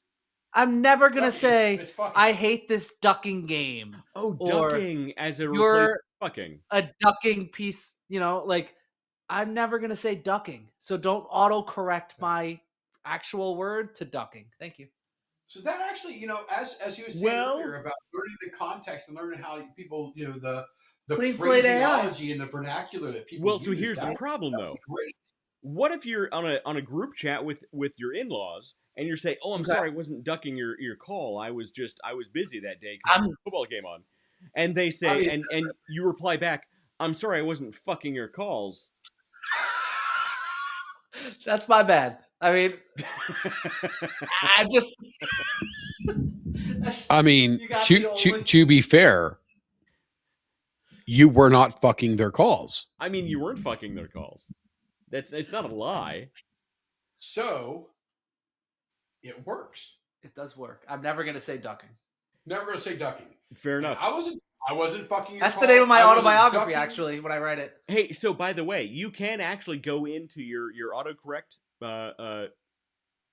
back end of your autocorrect in your phone and change specific words. If you type a certain word, it'll autocorrect to a different word. You can autocorrect to say every time it types ducking, change it to fucking. Here's a really funny thing though. If you go in and change just a simple word like that or this into like poop, it'll autocorrect everything that you write that says this or that or is or whatever word you choose into poop or fuck or shit. The best prank you can play on your spouse that you currently hate. You can then change autocorrect any word you choose into any other word, and it will completely fuck up their systems. I'm just saying, it's really funny. You got that would just be one more thing for me to fix, so I'm not going to even do that. You got to be careful when messing with your spouse. No. Because they have to have a sense of humor. Well, she has a sense of humor. This was a little over the line, even by my own standpoint. But I walked out. She's sitting here in the corner of the thing there. She's talking on the phone. And to me, it sounded like her sister. Now, her mom and her sister sound very similar to me. I got terrible hearing. Yeah, she's a sister. No, was she on speaker? How'd you hear? She's on speaker. Yeah, she's on speaker. Whatever. Okay, and so I'm like, "You still getting your nipples pierced on the next cruise?" And the person on the phone, which I thought was her sister, this should give you guys a clue that it wasn't. Was like, "Oh, are we getting our nipples pierced on the Virgin cruise?" I'm like, "Oh, all right, cool." I just wander off. It was her boss. It wasn't her mom. It wasn't her sister. It was her boss on the phone with her. And Nikki was like, "Oh, he just loves saying outrageous things with people." I'm like, "I don't know why you said that. Your sister knows me. She's not bad of an eye." But I was like, so now I've learned my hearing has gotten so bad, I can't tell the difference between it's either a male or female at this point. And that's the best I get. That's pretty funny. So I can no longer play those types of pranks, but I could possibly mess with her autocorrects and change one of those words. Right. Because the funny thing is, when people cruise, I can autocorrect cruise to like orgy or something. Problem is, that's her livelihood. Right. Yeah, I probably should change cruise to like titty club. Yeah. Yeah. So I was going with orgy. Yeah, either way, it's just bad. When people like text, they text fast and they don't even read what they wrote. Yeah. And it won't be like 5 texts down when they're like, wait, what are you talking about? They'll have to go back and reread what they wrote. And they're like, oh shit, I didn't mean to write that. And nobody believes them. That's the thing. Yeah. That's what makes it funny. I didn't say stick it in a Cheerio. What are you talking about? No. Right. I didn't mean homogenous genocide. I'm just saying. Yes. Anyway, you remember that German music I played earlier? I think that's appropriate right now. Yes, don't ever play that again on this show. I will. So that's next our new week theme song, by the way. So next week or the week after, I will let you guys know, because that was on YouTube. I will let you guys know what YouTube is now putting on my home of like, hey, there's things you should like. I don't think you have a YouTube account anymore. So, David, in 2 weeks, in 2 weeks, we'll be at CES, surrounded by Chinese companies. Yeah. You better get those RFID blocking wallets. I see advertised. You're not kidding. So there's going to be about 200,000 people at this show. We'll be at CES in the smart home section, surrounded. So I looked at the map. Companies. I looked at the map. I know where we're going to be. All right, and everything around us. Shenzhen, China. Shenzhen, everything. Shenzhen, everything. Now, if you guys have, there's a video. I don't know if I've shared it or not. I probably have. So you should again follow me because this is great advice. There was a group of people who went out to only Indian-owned, like 7-Eleven type restaurant. I say restaurants, not restaurants. 7-Eleven type businesses. Every single one of them, every 100%. I don't know where you're going with this. Had a card skimmer on it. Every single machine in every one of these places had a card skimmer on it. We're not 100%. Connecting dots here. We're just. I'm not connect. I'm staying away. You can't say that when you talk about it. You can't use the words. You can't use the word Indians and connecting dots in the same sentence, man. Ouch. Oh my gosh, David. That's a dating app. All right, we're ending the show right now. We're gonna end this before it gets in too much trouble. We're gonna be at CES very, very. I'm not the one skimming cards, bro. And I do not want to be. Attacked. We're by what? Connecting dots. That's butter chicken. That's too fun. Anyway, all right. Oh boy, I'm trying to set up meetings here, and we're gonna end this. I've been Wes. This guy's been David. This has been half of the. This has been half of the Goalie Dads. Holy shit! This is a bad way to end the show. We'll see you guys. Great way to end the show.